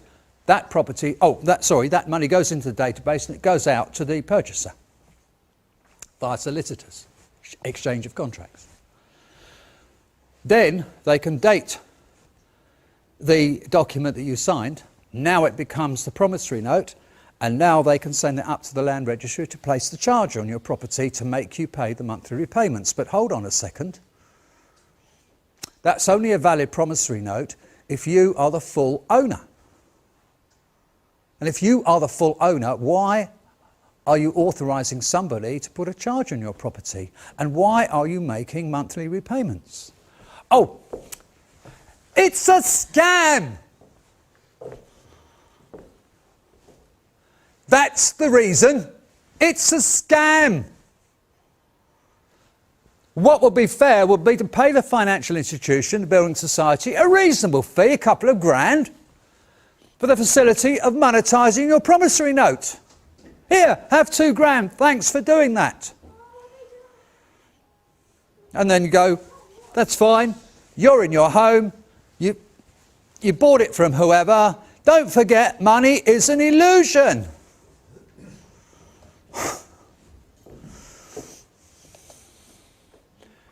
Any so-called debt, any debt, if all else fails, get some Tesco value paper, a ream for £4.50 and write promissory notes. Put a spirograph graphic around the edges, make it look a bit pretty. Okay, write the amount in words and numbers. For the date you can say, on the date that a sum paid by the Bank of England to the bearer on demand is shown to have taken place in real terms. When they produce a sum of £10, I'll produce a sum of £10. Get it notarised, costs you 4 of these or 5 of these. By signing it in front of a notary public, what's that doing? The notary public will look for identification. You'll have to take your passport, driving licence or whatever, even though your birth certificate, passport and driving licence say very clearly not to be used for identification purposes. But maybe be that as it may, they will then say you are you, and you sign it and they go, you signed it. Nobody else signed it, it was you that signed it. That's notarising. The statutory definition of a promissory note is cash. It has to be to make that cash. All right? 93% of all money is on computer databases. 7% is cash, that kind of stuff, or the coins, the metal. That's why the metal and the bits of paper are not money, because 93% of it is only on computer databases floating around the world. These days used to be on ledgers, written into ledgers before computers. The statutory definition of a promissory note is cash. It has to be in order to make that cash. The Bills of Exchange Act 1882 says if payment is tendered but is rejected, the debt no longer exists. So if you write one of your own promissory notes, one of your own IOUs, and you offer it, and they say, I'm not taking that, okay, that's fine. No debt exists then, according to the Bills of Exchange Act 1882. I don't owe you anything, that's fine by me. Cheerio, kiss my ass. Okay? Can we get away with it? That's not the point. People outside the freedom movement, all of them, say we're scroungers and so on. And people actually inside the freedom movement think that we can get money this way, because they haven't got it that money's an illusion. They think we're trying to get away with something. We are not trying to get away with anything. What we are trying to do is to prevent them from getting away with blackmails, extortions, frauds and deceptions. And when you create a promissory note and offer it, okay, you're bringing that deception right to the top of the tree. You want money from me? Here's a promissory note. But it's worthless. Yes, but then so is this, because this is only offering the pot of gold at the end of the rainbow. And the Bank of England have said so.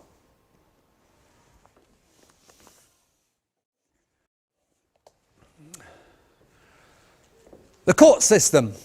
That's probably the end of money at the moment. If I haven't made it obvious to you, then I'm not sure how else I could do it. I do. There's a whole chapter in my book on it. In fact, there's a chapter called Money, and there's right at the end, there's a chapter called Mind Control and Enslavement. One other thing I will say, which isn't in here and isn't in the book, of course, one other interesting aspect about money is the government can charter the Bank of England to create money. Right? If the government can do that, which they do, what happens is the government create bonds, they offer them to the Bank of England, the Bank of England then pay money across to the government or make loans to the government, which have to be paid back with interest. Right? So in other words, we've got government here, Bank of England here, government wants money, goes to Bank of England, says give us some money, Bank of England says yes, how much do you want, have it, don't forget you've got to pay it back to us with interest. Oh, that's all right, says the government, we'll get it from the taxpayers. Various ways. Now, if the government can charter the Bank of England to create money, why can't it do it itself? Why can the government not just simply create the money itself? Then it wouldn't have to borrow it, and it wouldn't have to pay it back, would it? Would it? Why would it want to pay itself back?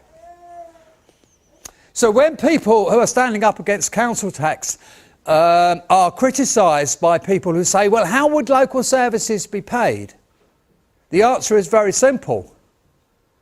For the government to stop chartering the Bank of England, to make its money itself and give it to the local council to run services if you want to keep a monetary system going. Now, Abraham Lincoln instituted that system in the United States. He created what are called greenbacks. What happened to Abraham Lincoln? JFK had created executive orders to put that system into the United States. What happened to JFK? Andrew Jackson, another American president, sometimes known as Old Hickory, fought against the banks tooth and nail. Now, he was not actually assassinated, but attempts were made on his life towards the end of his term of office. So he did actually live out his term of office, because they missed, basically. They didn't live out his term of office. And subsequently, after he left office and another president came in, the banks got their way. But the point is that the system has been tried, it does work. But it's kind of terminal for whoever's in power, whoever's president or whatever. Which proves it works, actually, because they don't banksters don't assassinate you for no reason. So, yes, so, very simply, the answer is, how would services be paid for? Well, because the government could just create the money and issue it to pay for services. Pay for road tax, pay for car insurance, pay for TV licensing, pay for anything. I mean, after all, just think about it. Say it in my book, HM, Revenue and Customs, collect income tax these days. Her Majesty's Revenue and Customs. Okay? And who is responsible for determining fiscal policy and allowing the Bank of England the freedom to create money? HM, Treasury.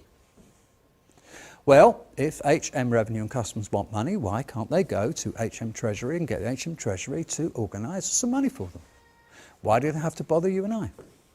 They don't, actually, in reality. But of course, if they don't bother you and I, what would happen? Oh, you'd be free to do anything you liked. You'd be free to work or not, and to work at what you wanted to work at, without having to go to work to earn a certain amount of money in order to live. You could actually, if you wished, go and lay on the beach, if that was your bag. Or you could stay at home and write poetry, you could play guitar, you could paint, you could go out and start a forest, you could plough a field, you could do whatever you were good at. But no, I've got to keep going to this particular job. I don't like the job, I hate the people I work for, but it earns the money. Because the money comes down from the source, the banks, down to you, and they take a bit from you. So it goes back up to Revenue and Customs. But it could go straight between one and the other if they really wanted a monetary system. It's designed that way to keep you under control. It explains it all in my book. The court system, chock full of problems, largely because people do not know the roles that judges and magistrates have agreed to play via their solemnly sworn oaths of office. Added to this, the fact that grand juries were abolished in 1931. I reckon the system is fundamentally flawed, just like the parliamentary system, and it's irretrievably broken, such that tinkering with it only makes things worse as far as true, honourable, real, unbiased justice is concerned. The solutions I propose, or I suggest, are to bring judges back to their oaths of office and don't let them extend their so-called authority past this oath. This would limit them solely to running courts de jure, and no further statutes will be required. EC regulations would also be redundant. When running a court de jure, the judge sits there, you have a jury, you have the accused, you have the accuser. And you have witnesses. And the witnesses are asked questions. And the judge's job is to hear objections. Objection, leading the witness. Objection overruled, objection sustained. The job of the judge is to make sure that only first-hand real evidence is presented to the jury. That's the job of a judge, beginning, middle and end. An umpire, in other words. Abolish magistrates and reconvene grand juries. Abolish politics, religion, legalism, money, especially money which takes all the others with it into the dustbin of history. What will we do without money? Live is the answer. We would discover that laying on the beach and doing nothing, after a while we'd get bored and we'd find something to do, find something productive to do. The only reward I need is not money. I mean, I have to use a certain amount of it because money is still the king. Without money, I can't buy bread, whatever. But as far as I'm concerned, the only reward I need is the fact that I get respect because I am trying to contribute to humanity and mankind as a whole in a positive way. And that's the only reward I really need, and that's the reward I'm tending to get. And I suggest that's the only reward anybody needs, really. And if you don't contribute, and most people are, you won't get respect. And if you don't get respect, you'll get your shit together and start doing something that earns respect. I believe. And I believe that we could do away with money today. There would be a bit of a panic for a few months, perhaps a couple of months, 3 months at most. And then people would start to realise, well, hang on a second, if I did what I used to do, because I'm good at it, I know how to do it, why don't I just go out and do it? Drive a truck. Or whatever, you know. Mill some bread, mill some flour, bake some bread, or whatever, make some cakes or whatever. Run an eatery, run a cafe. People just walk in, sit down, I make them a cup of coffee. If I want coffee, I go to the cash and carry and I just take it off the shelf. And it gets filled up with people who are doing the job of filling up the shelves before, manufacturing coffee and doing it, because there's no money, nobody gets paid. But the point is this, that the people who run this planet, the global elite, the Zionists, the Rothschilds, the Freemasons, suddenly all the numbers in their bank account mean nothing. All the numbers in their bank account mean nothing. So they are brought down to the same level as us.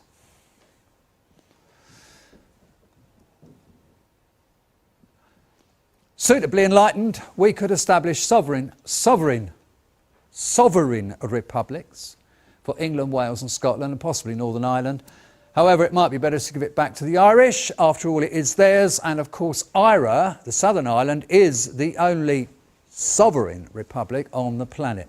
What does sovereign mean? It means every Irishman and every Irish woman are declared by their constitution to be sovereign. And what does sovereignty mean? Well, it means that your consent for anything other than common law, your consent is always needed for it to apply to you. So, for example, if you have a government and they propose something, if you don't vote for it or you vote no, it doesn't apply to you. Only those who said yes, it applies to. You might say, well, it'd be difficult to govern under those circumstances. That's the point. That's exactly the point. Common law still applies, whether you're, whether you're sovereign or not. You still need to accept living in peace. Okay, how do you bring a judge back to your oath of office? Well, you remind them of it. Now, I've now reached a few screens which I'm going to some extent skip through, because certain things have happened in the last few weeks which mean that we've gone past these stages. We've taken steps past them. So I'm just going to probably click onto the next screen. I mean, the answer is still right. The first answer is still right. Oh, sorry, the second bit's still right. But how do you bring a judge back to their oath of office? By reminding them of it, by asking up front before answering any questions whatsoever, are you prepared to act under your oath of office at this time?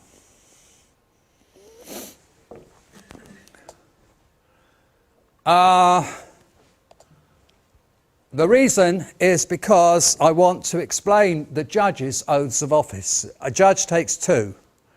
A magistrate only takes the second one. It's exactly the same, and where it's got here, that blank, if it was a judge's office, it would say judge. If it was a magistrate, it would say magistrate. But apart from that, it's the same. But the judge takes two. He takes the first one. I do swear by Almighty God that I will be faithful and bear true allegiance to Her Majesty Queen Elizabeth II, her heirs and successors, according to law. Not according to legal, according to law. Because that is an oath based on the common law.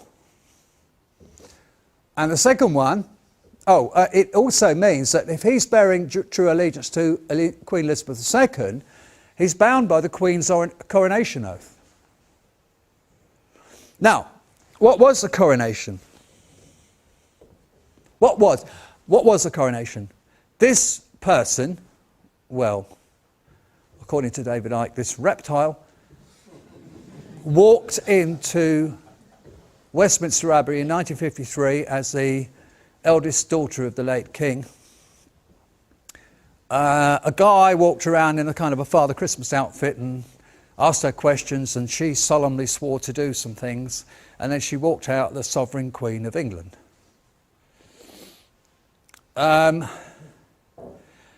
It was actually a binding contract that was established between this reptile and the British people,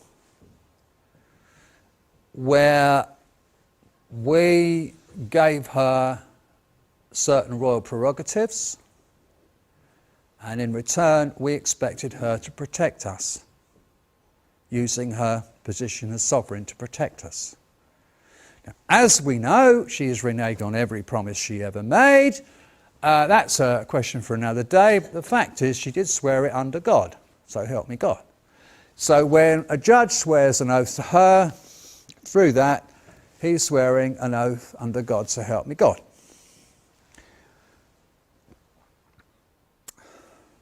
Oh, here's an interesting one, isn't it? Going off a slight tangent.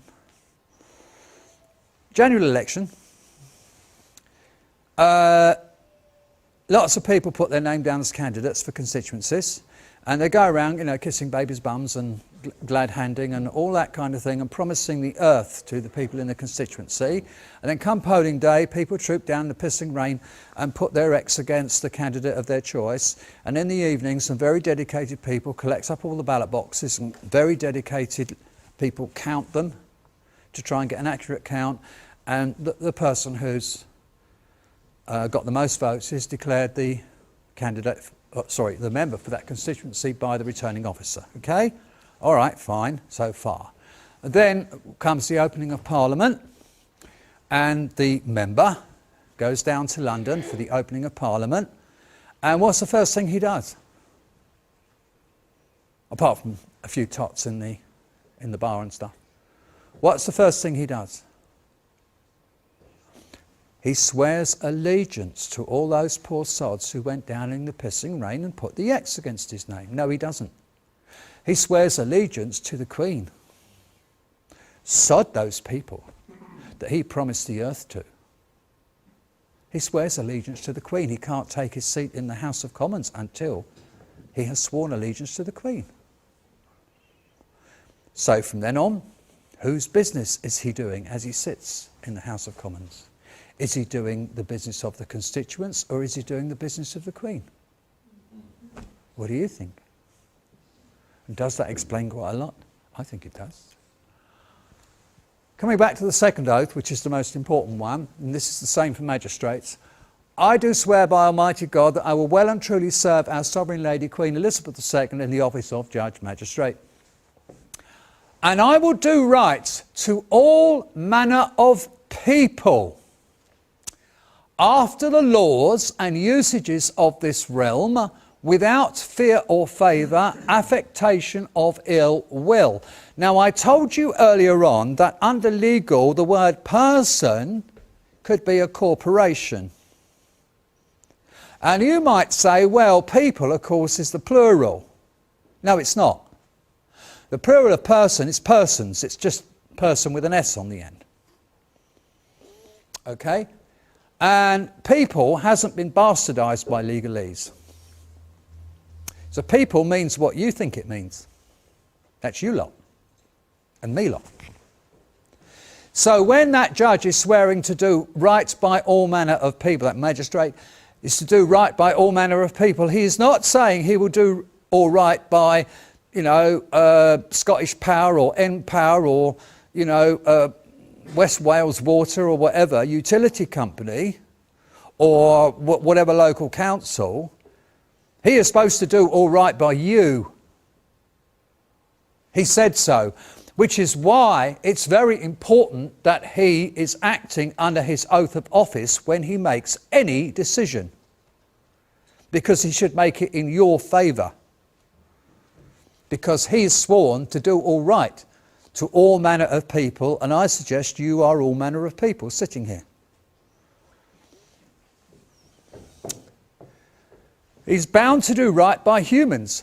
But the problem is very simple, that when you get to a court, they do all right by the utility company or the local council, because they're not acting under their oath of office at the time.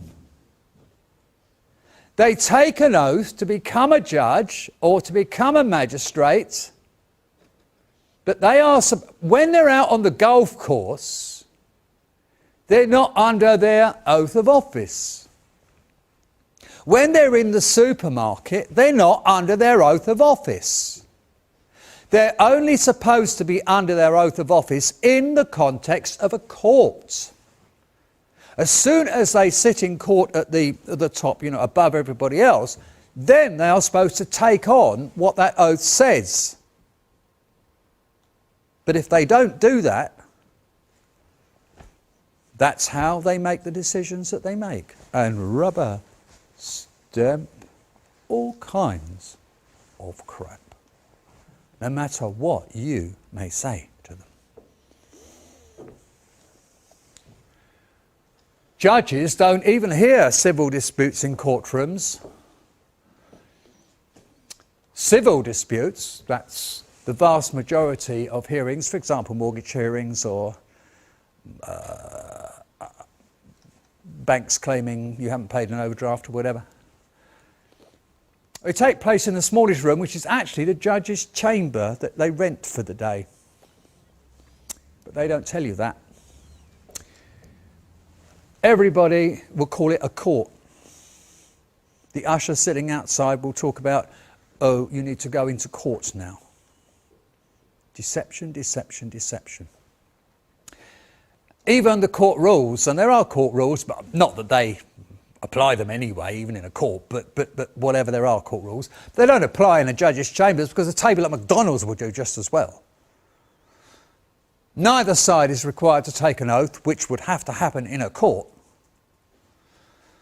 All evidence presented against you is hearsay, and the so-called judge will accept it, even if it is illegible. I have seen a piece of paper handed to a judge. It was so badly photocopied, it looked like rain.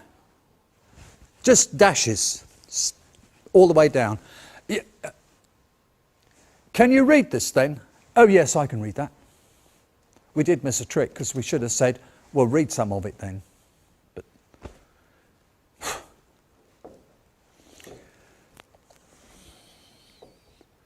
okay, magistrates are saying, back to the oath of office. I'm going to skip through a lot of those. That is the same as the second judge's oath, etc. Now, I want to just stop on this one. Oaths, be very careful, don't be fobbed off. Asking a judge or magistrate if they have taken an oath is absurd. Of course they have. By the way, sorry, this business about oaths of office is the most crucial thing to do with courts. And everything that's happened in the last few weeks has hung on it. And I'm hoping to get to explain that. Asking a judge or magistrate if they have taken an oath is absurd. Of course they have. Asking the court service if judges and magistrates take oaths is absurd. Of course they do. To say, of course they do, is one of the major ways they like to use in order to fob you off. Because those are not the questions. The question is, are they acting under it at the time of the hearing, of listening to you, of considering and making an order? That's the question.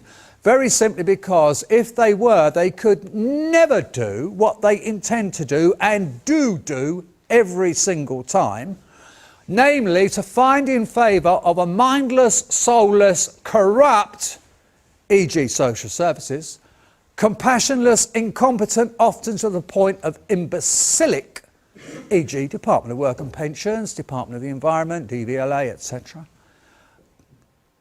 Corporation, which these people are, these departments are just corporations, based entirely on computerised hearsay evidence. And garbage out is garbage in is the first law of computing. That's a law. You put garbage in, it will come out garbage. That same garbage will come out. The computer doesn't. If you put a lie in, the lie will come out. The computer doesn't convert it to the truth. We'll find in favour of that, as opposed to first-hand knowledge directly from the mind recall of a human being who knows exactly what happened and will swear to it on penalty of perjury. You can try as much as you like offering them first-hand knowledge under penalty of perjury, and they don't want to know. All they want to do is to find in favour of the mindless, soulless, corrupt corporation. Fact. Stone's Justice's Manual, section 1382. Stone's Justice's Manual is one of those.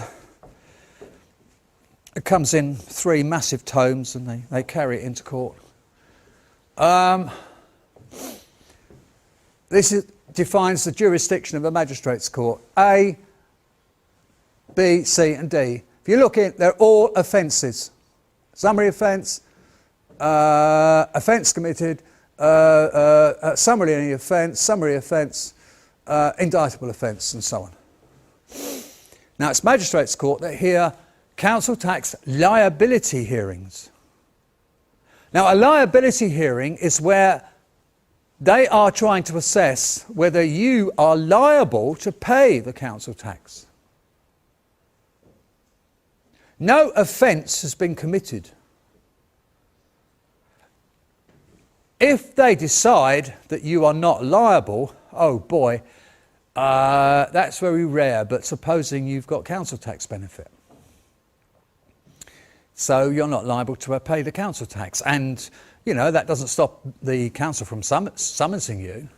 You can tell them, I've got council tax benefit. They can still summons you. In fact, one of the first things that we got involved in a couple of years ago was where somebody was on council tax benefit and he was still being summoned to pay his council tax. He did go into court and point that out, and they said, oh no, well, you don't pay the council tax, you're not liable. And he walked out, and that was it. He hadn't committed any offence. If they find you liable, which is general, you still haven't committed an offence because you could then just pay it. Then you wouldn't have committed any offence at all.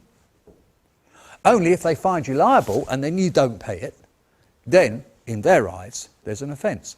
But at the liability hearing, there's no offence. So magistrates' courts don't even have jurisdiction to hear liability hearings. What are magistrates anyway?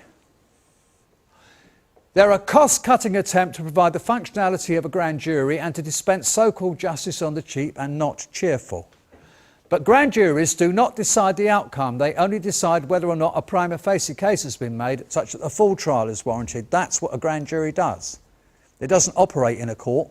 A grand jury can be like 20 to 30 people who are a group of people who do the job of voluntarily of receiving complaints with powers to demand any information so that they can look at the complaint and say whether or not there's a case to be made. It's something that the Crown Prosecution Service tend to have taken over. Well, it's now split between magistrates and the CPS. because grand juries were abolished in 1931. I say bring them back.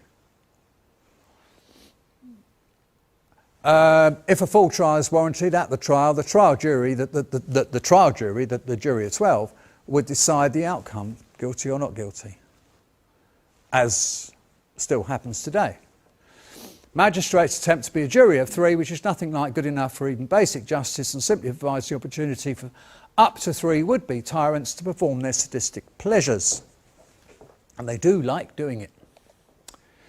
You are not alone. What have we got here? We've got a few emails. It's hard to read, so I'll just point out the salient things.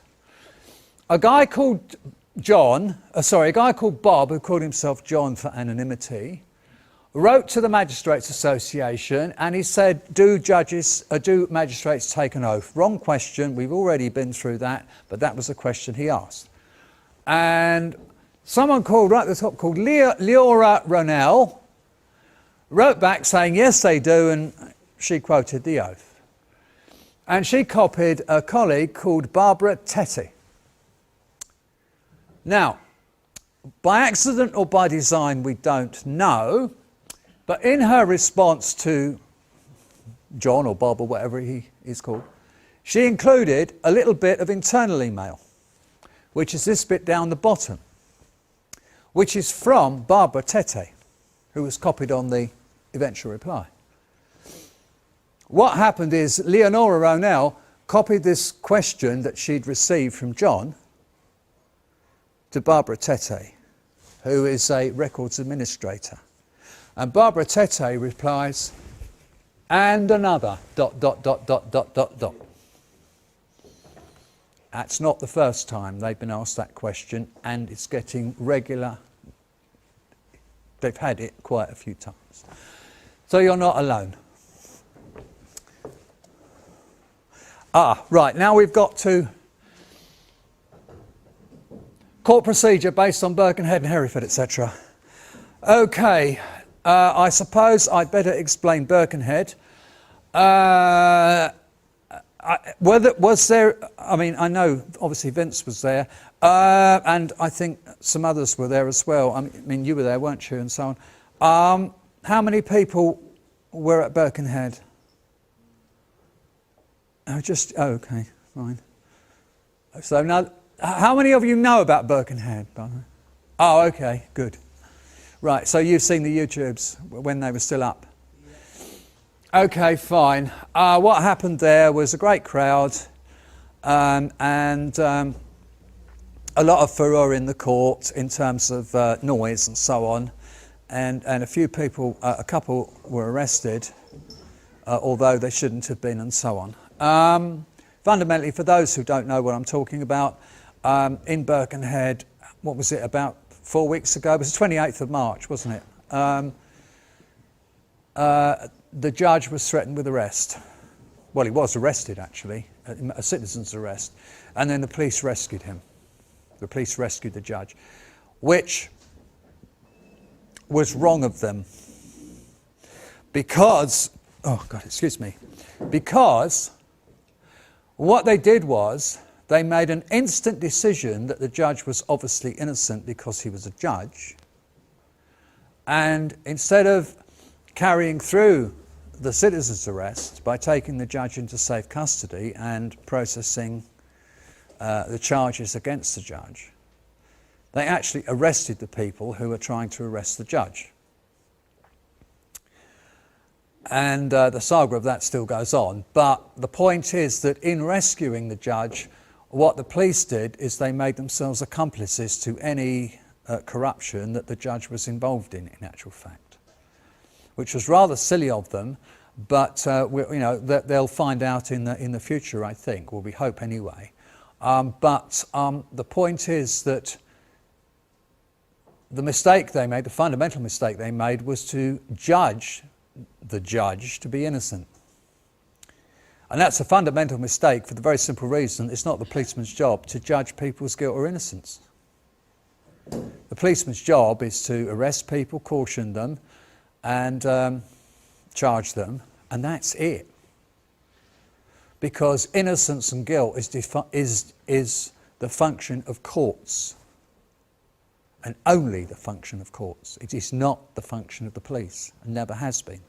So they were wrong not to assist the arrest. If someone is not called a judge, a politician or a magistrate, then they're perfectly happy to feel their collar, arrest them, charge them, and arrest them, caution them, and charge them. It's just that if the person is called judge, magistrate or politician, they just wet themselves. Oh no, can't do it to him. But that's their mentality. But it is changing. It is changing. Because when we come to Hereford, not the Monday just gone, but the Monday before, was it the, was it the 4th of April? We instituted my plan, not Roger Hayes' plan. And this is my plan. And we went into court, magistrates' court, on that Monday, a small group of us, no furore, no panic, no black umbrellas, we just went in. But we knew what we were going to do, and we did it. And we told the magistrates if they did not dismiss the case, they would be arrested. And they dismissed the case. There were 2 police in court, and we got them to agree, because it was what I've just explained to you was explained to them very carefully and very quietly. And we got them to agree that if the arrest was to happen, they would do it, because that would be their job. The procedure we used was this one, more or less. We were actually, we did have a certain amount of how can I put it, there were certain bonus things involved, and I don't really know if I can spend the time to explain all that, but we used this procedure. A small, dedicated, disciplined, peaceful group, 10 or so. There were actually 9 of us in Hereford. Absolutely no more than 20. You don't want a crowd. One is a negotiator. That's my term. Someone who understands the situation inside out and is prepared to negotiate with the policy men. It could be whoever is actually summoned, or it could be one of the other people.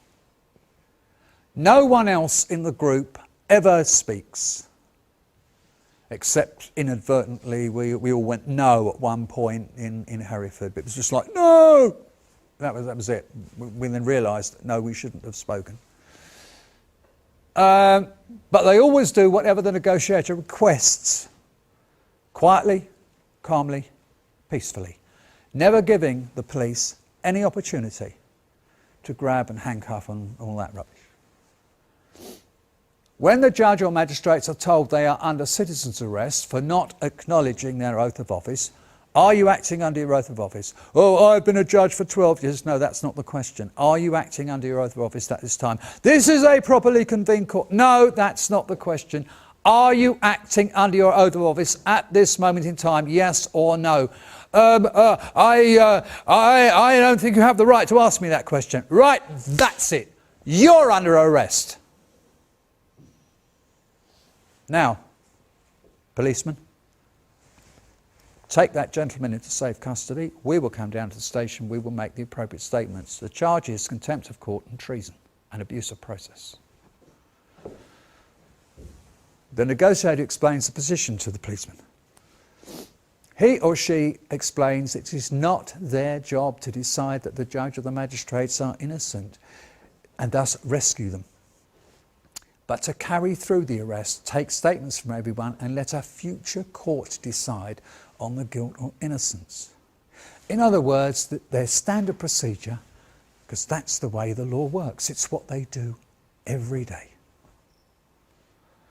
Courts always decide on guilt of innocence, not policymen.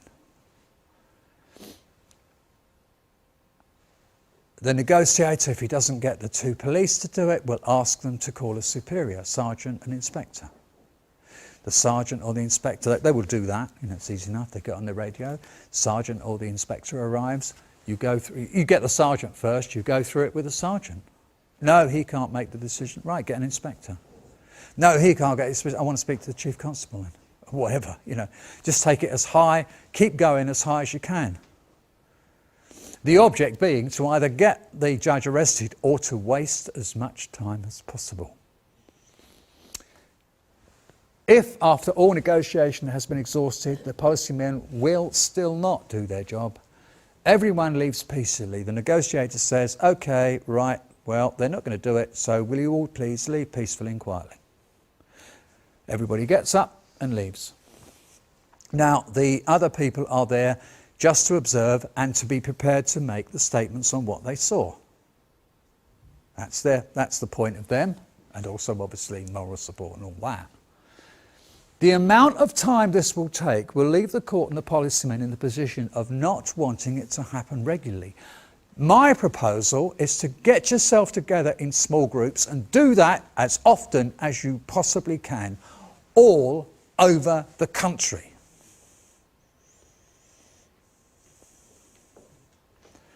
There is nothing to stop you. That is the way forward. Right. The HMCS flagship, the Northampton Bulk Clearing Centre, more justice on the cheap. Unpaid demands from utility companies, policymen and local authorities are sent there to be rubber stamped into warrants by deputy district judges.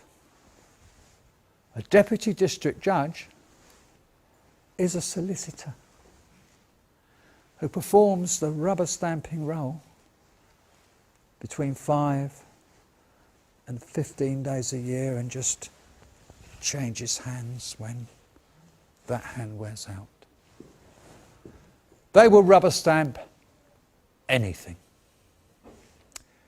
Typographical errors, errors of substance, no account number.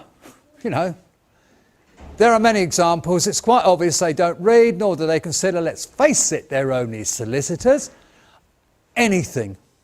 It's a waste of time arguing with them.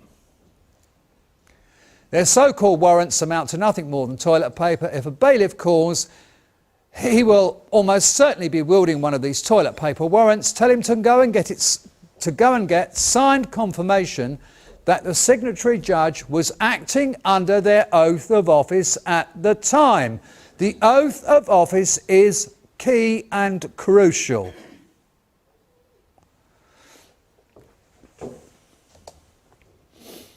Orders, what are they? Oh, in case you don't get it, judge and magistrates are continually arbitrating without your consent, so that's unlawful. Applying statutory obligations on you when you've not agreed to be or promised to be bound by them. When did you apply to be in the society of the statutes? You didn't, neither did I. And they're expecting you to service their orders for free, when no business supplies its major products for free. If they want to consider you to be a legal fiction person, in other words, a small individual corporation, then they should expect a bill from that corporation for servicing any orders they issue, like all other businesses. If a court orders stationery, it expects to pay the supplier, doesn't it? And who sets the amount? The supplier. Try ordering from Littlewood's mail order and saying, I will pay X for these things. No, Littlewood's will say, here's the price, you pay that or you don't get it. Court staff shop around for the cheapest if it's whatever. Now that's normal, honourable business practice. Anything else is either blackmail, extortion, racketeering, fraud or just plain old theft. Now the policemen and servicemen, members of staff, all get paid via their wages and salaries for taking orders, servicing orders. No one services orders for free. If you want an order serviced, you must expect to pay for it. under the monetary system. What do you do with a bailiff?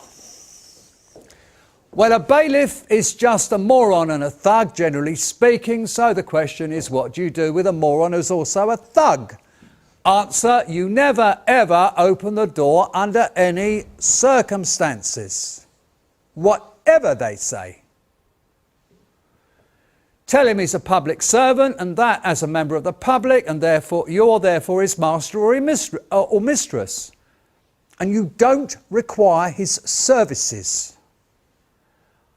I don't require the services of your company. I don't have to take your company's services any more than I have to shop in Summerfields or Asda or, Tesco. I can choose whose services I use, is the mindset you're in.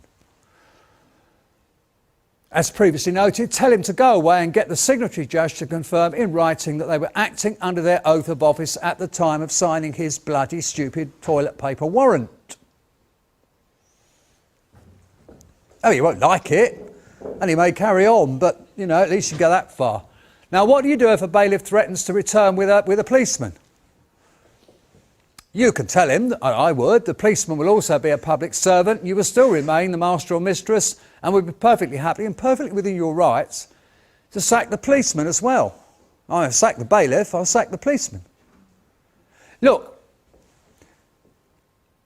master, servant. Does the master do what the servant says, or does the servant do what the master says? Does the dog wag its tail, or does the tail wag the dog? You've got to get your mindset right. You are the dog. They are the tail. You wag them. They don't wag you.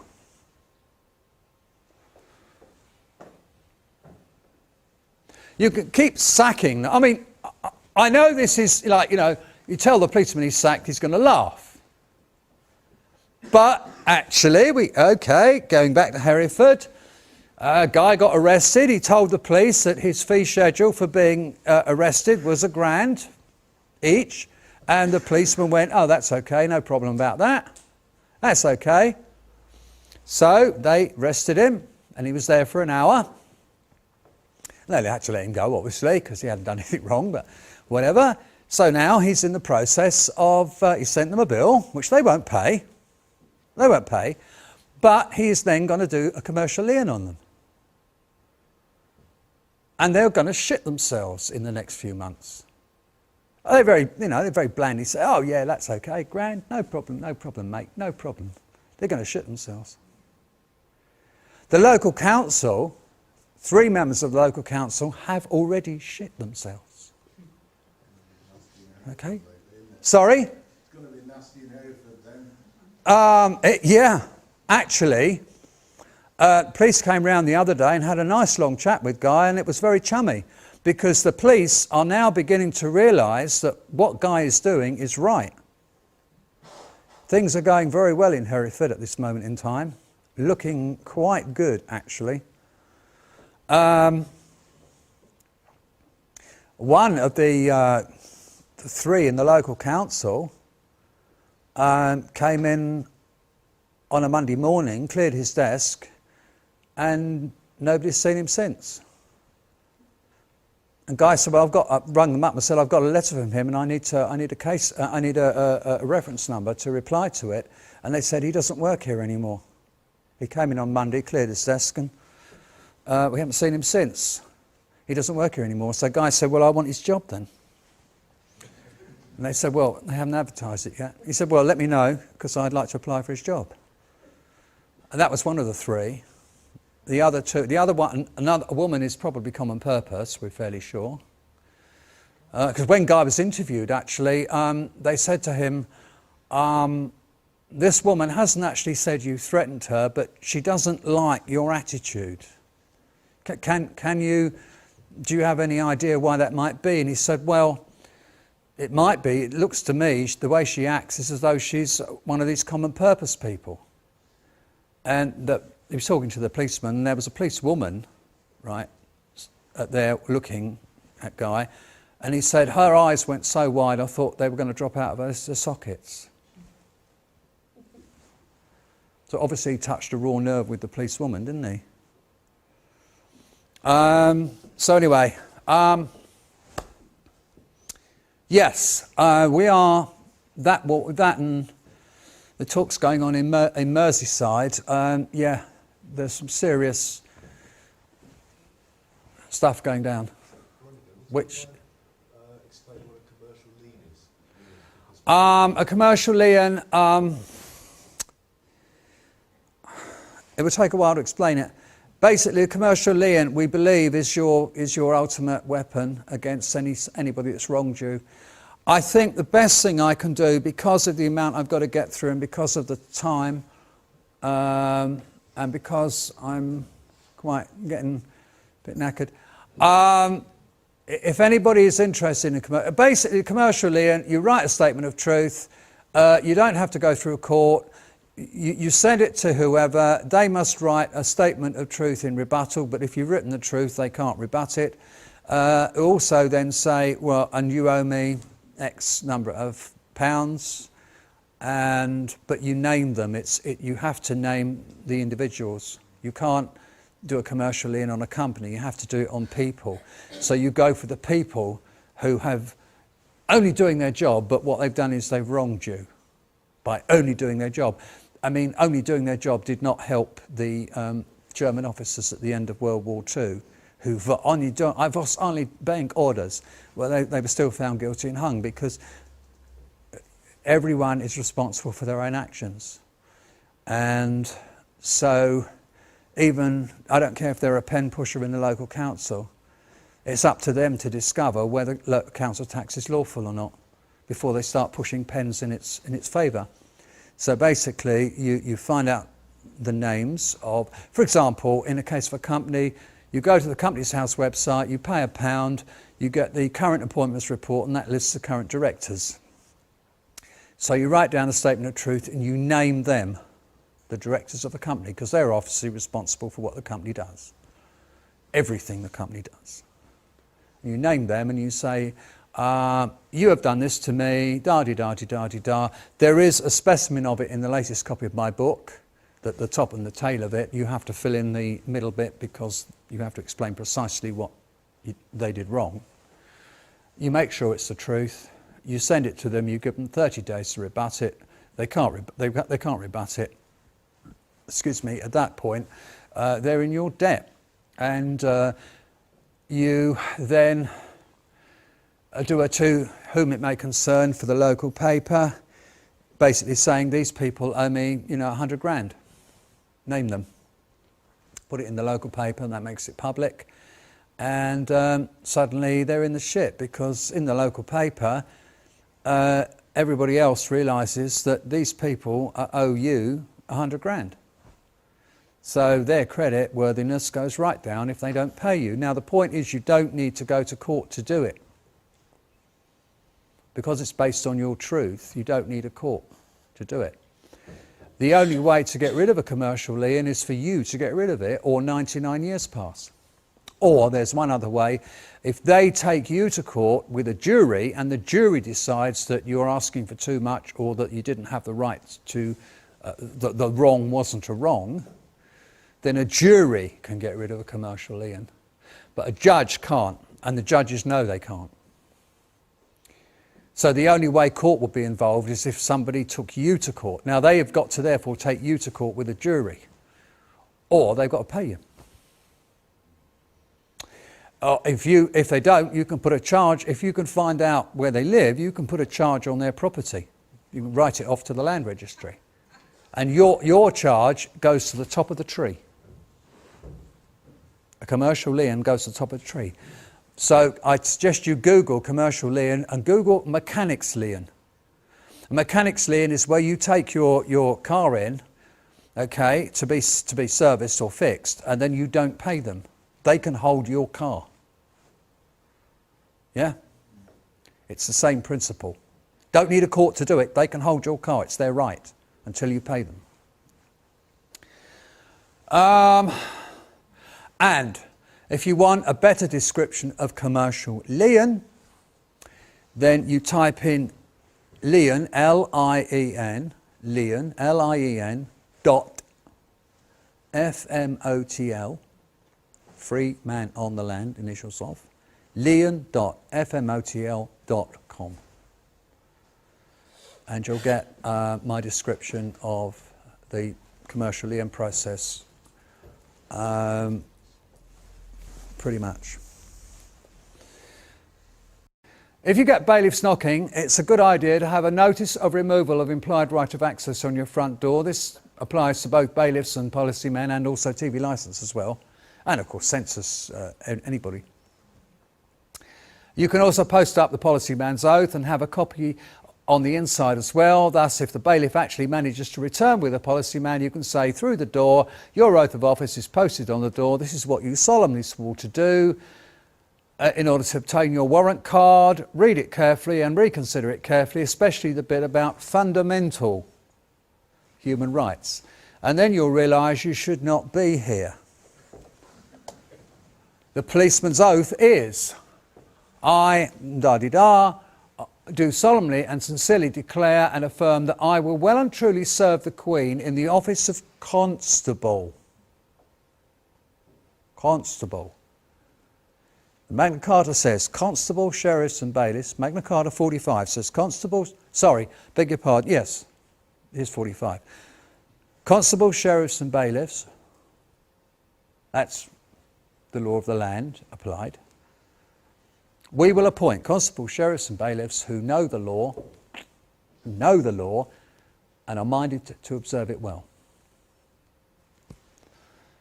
Constable, office of constable, with fairness, integrity, diligence and impartiality,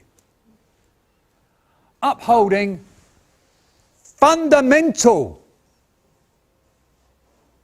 human rights.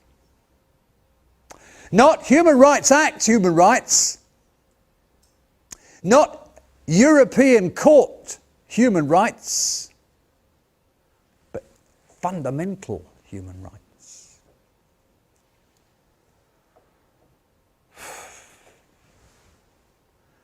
And according equal respect to all people. People, not corporations. And I will, to the best of my power, cause the peace to be kept and preserved. Their job is to prevent breaches of the peace. Not actually to da-da-da-da-da-da-da at 3 a.m. in the morning, breaching everybody's peace. Actually.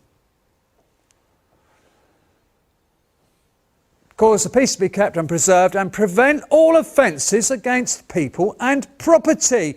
And you're standing there next to the bailiff threatening to break my door down. No, no, no. Your job is to prevent offences against people and property. His warrant doesn't say that it was signed by a judge acting under their oath of office.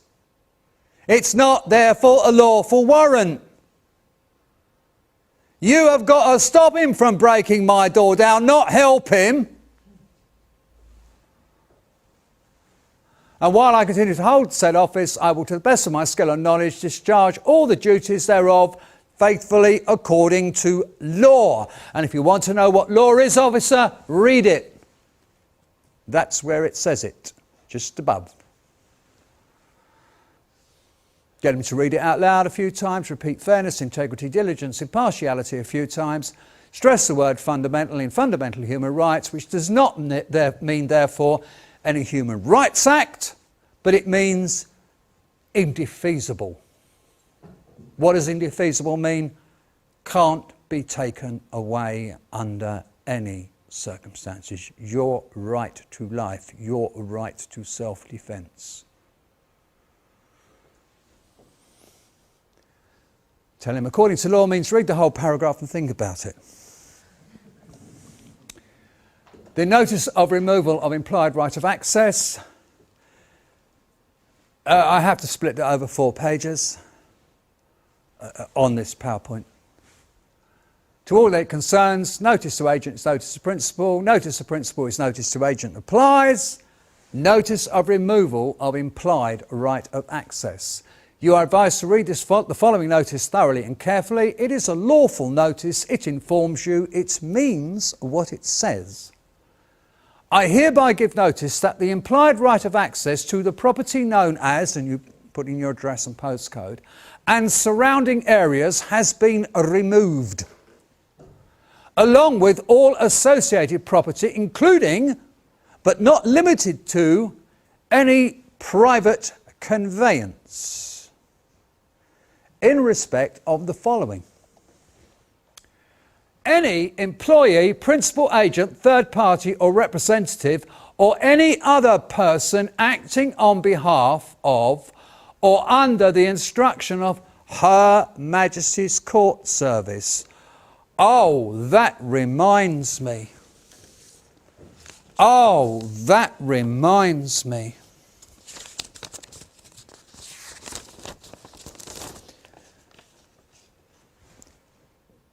I presume most of you know what a swipe card is.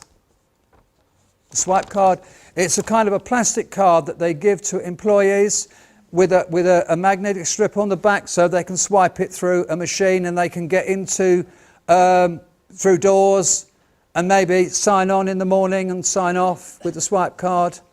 Yeah, that kind of thing. It's about the size of a credit card. Okay, I did a talk in Liverpool last Tuesday. And when we cleared up afterwards, we found a swipe card on the floor.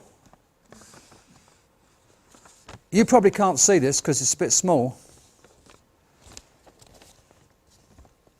It's D. McGinnity's swipe card, and he works for Her Majesty's Court Service.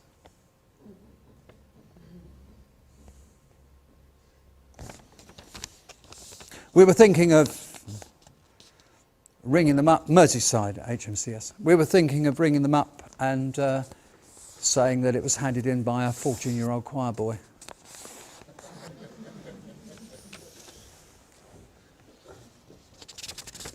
And I want to, before I go on, I just want to read something else out, by the way, something else I forgot. Can we just come back to money for a second? And mortgages. Norman Montague was a governor of the Bank of England, and way back I do remember his signature, the signature Norman Montague, being on not this style of tenor, but I think the old, very old white ones. When I was young, they were kind of white, quite large. And I remember Montague Norman's signature. And he was the governor of the Bank of England, and he was addressing the Bankers Association in New York City in 1924. And I'm going to read a quotation. And this quotation was reprinted in the Idaho Leader in the USA on the 26th of August 1924. And has been read into the Australian Federal Hansard twice. Once by John Evans MP in 1926, and also by MD Cowan MP within the session 1930-1931. And what Montague Norman told the Americans was this: capital must protect itself in every possible way, both by combination and legislation. Debts must be collected, mortgages foreclosed as rapidly as possible. When, through process of law, well, he meant legal, of course, but he said law. When, through process of law, the common people lose their homes, they will become more docile and more easily governed through the strong arm of the government applied by a central power of wealth under leading financiers. These truths are well known among our principal men, who are now engaged in forming an imperialism to govern the world. By dividing the voter through the party political system, we can get them to expend their energies in fighting for questions of no importance. It is thus, by discreet action, we can secure for ourselves that which has been so well planned and so successfully accomplished.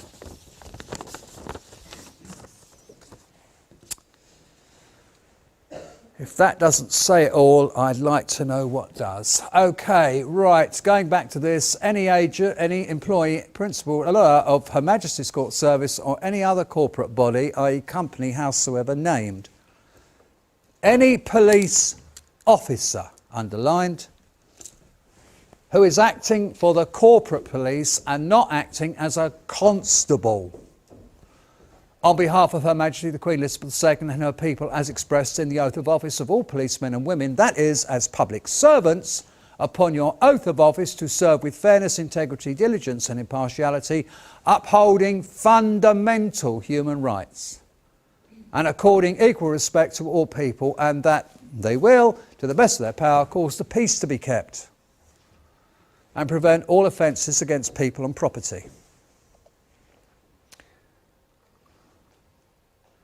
Common law jurisdiction applies exclusively. Fundamentally, if you want to use this, you need to download the PowerPoint and basically copy it out.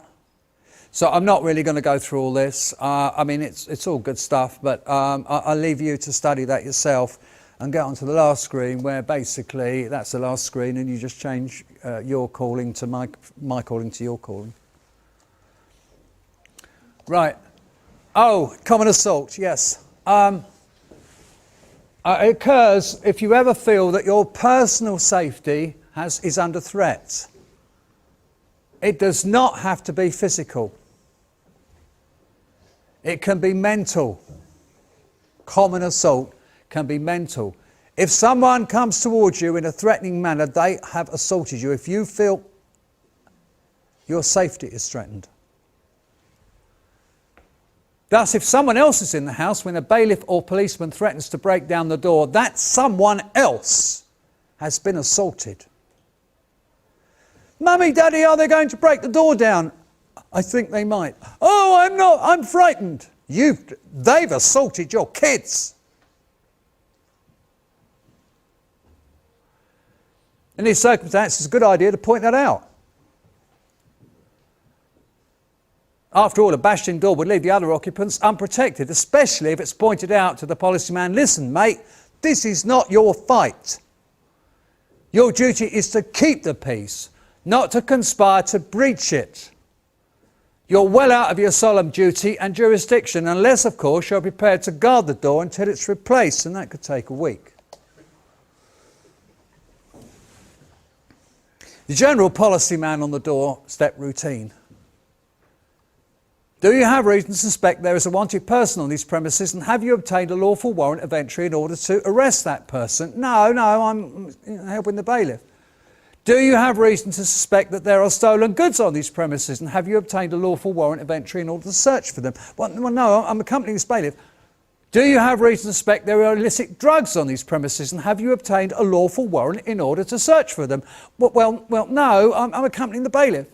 Do you hear a fracas going on, such as to give you the cause to believe that someone's life or limb may be in danger? Well, no. Then your sole point in being here is to prevent breaches of the police, my peace included. You can do that by arresting the bailiff for unlawfully breaching my peace.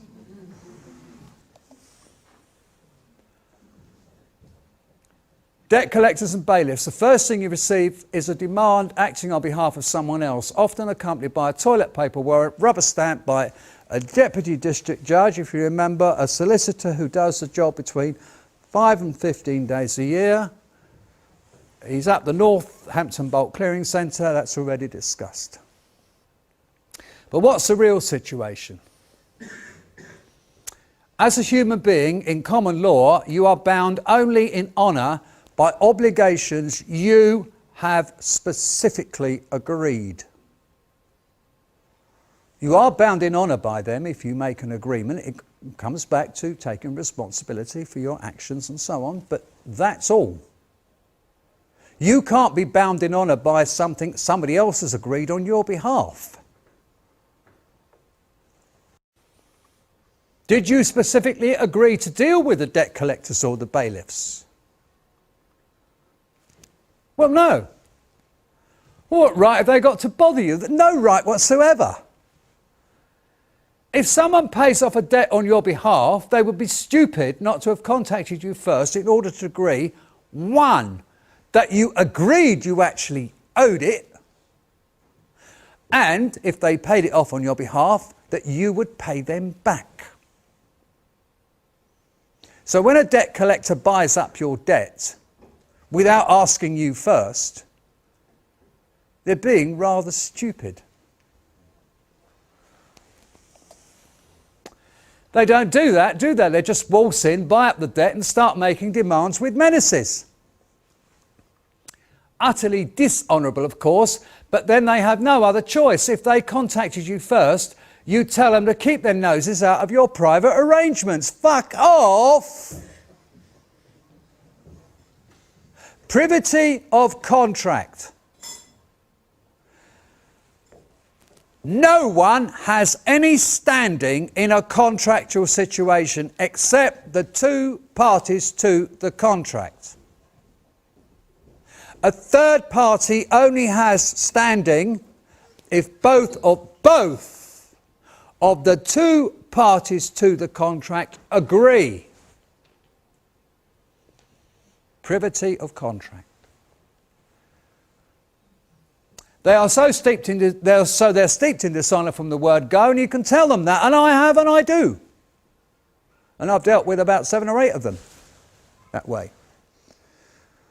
And if you do that long enough and hard enough, they generally give up, which often means selling it onto another firm. You just have to apply the same techniques. They seem to sell it on twice more, and that's it. It goes dead. If they say they are acting as agents, which is normal, you say, I don't deal with agents, I'll deal with the organ grinder, not the monkey. Go back to whoever your agent's for and tell them that's the situation. Now get off my doorstep, you've no right to be here. Now there are ongoing moves to use the fact that they are eventually forced to give up, to say that their original claims were therefore fraudulent, including those of the originator. And there is a case coming up next Tuesday in the High Court in London, precisely as a result of that. But I can't tell you any more than that at the moment. And to use this to correct statutory demands, that's what's happened, etc. And as I say, these moves are ongoing, and they've got away with it far too long. It's long past time to take back our country, I believe. Even the Bills of Exchange Act 1882 says the obvious: once a debt has been paid, that debt is extinguished. So when the firm of debt collectors buys the debt, it's paid off. It's extinguished. They paid it off for you.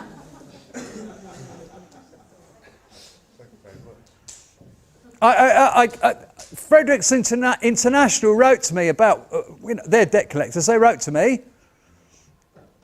And I said, go away, I've got no contract with you.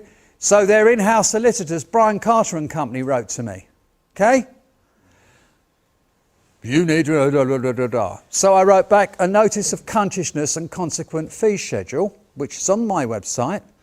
And I said to Brian Carter, if you're involved in this ridiculous situation, you must be a mentally retarded wanker. And I told him about the Bills of Exchange Act and said, if you really think you've going to get anywhere, you must be a mentally retarded wanker. So anyway, about 3 days later, I got a letter from Frederickson's. I never heard from Brian Carter and Company again. That must be something I said, I don't know. But I got a letter from Frederickson's saying, we can't find your payment. And I wrote back, I said, you stupid sods. You're looking in the wrong column. You're looking in the ins column. The payment was in the outs column when you bought it. Never heard Never heard from them again from that day to this.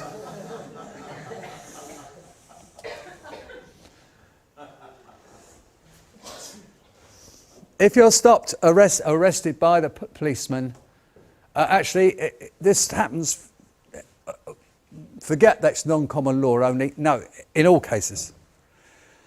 There are 3 golden rules if you're stopped by a policeman. Sorry, if you're arrested by a policeman. Say nothing is the first rule. The second rule is to say nothing. And the third rule is to say nothing. If you say anything, you will hang yourself. If you can afford the time to spend in the cells, don't give them your name under any circumstances. You can say, I haven't got one. I'm not accepting liability for a name. They may even, if they search you, they may even find a credit card on you, say, well, that's your name. You say, well, what right have you got to associate that name with me? Well, I found that credit card on you, so what? I might have stolen it. Why don't you charge me with stealing it? How can they charge you with stealing it when they don't know your name? Never mind, you know, this causes them like little... It seems, though, that for their purposes, you have to admit it, the name. Not sure about that, because I haven't been arrested that many times, but whatever. But if you do give them your name in order to get out of their clutches as soon as possible, you need to sign something. So basically what you write is signed under force and duress, so it does not count in law, and then sign it. All right? They won't like it, but they've got a signature, so they will probably let you go. Almost certainly let you go. But they might tell you you've got to make a statement. No. No, you don't make any statements. You can ask them, have you arrested me, yes or no? Have you cautioned me, yes or no? Have you charged me, yes or no? Then you've reached the limits of your function. I do not propose to enter at a pre-trial trial with you. You are not a qualified judge or magistrate, are you? I'll say everything I need to say in court. In court, are you acting under your oath of office at this time?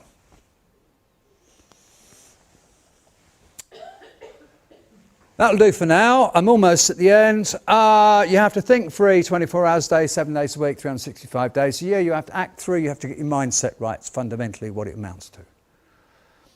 You have to take personal responsibility. I've already been through this. We're working on the commercial lien process. And again, I go lien.fmotl.com. With regard to debt collectors, debtbus.fmotl.com will get you to a free downloadable, only works on Windows, I'm afraid, not Macintoshes, but it might work on a Windows X partition on a Macintosh. I haven't tried that. It's a free downloadable program which you put in just the basics of the matter when you've got a letter from some debt collectors or whatever. There's a space for putting in the details and your own details, and it will write letters for you, personalised letters for you, which all you have to do is to sign. But you should make sure that when you send these letters, you do know what it's saying. So read it very carefully first and make sure you understand it. And the other thing is that it will also then prompt you to send follow-up letters and so on, and it keeps a track of it, and it also explains how to do it with making sure that they sign for these letters so that you can prove that they've received them. There are now thousands of doing this in the UK alone. There's every reason to suspect now that when a DCA receives one of our letters, they groan, oh no, not another one. Like, for example, go back to that You Are Not Alone, and Barbara Tete is going, another one.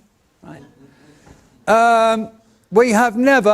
I have never in 2 years of doing this had seen or had one reply from anyone that actually made sense back from them. Right, there's some handy links. They all end in fmotl.com, freemanonthelandinitialsof.com, reality.forum.radio.debtbus.freedom. Freedom dot gives you a link to this presentation. So that's probably the only one you need to remember. Freedom dot. Sorry? Is it all in your book?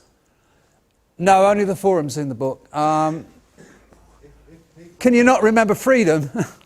Please. Emails, I'll email with a list of all the links. Okay, fine. Oh, that's it. That's the enemy shite. Thank you very much.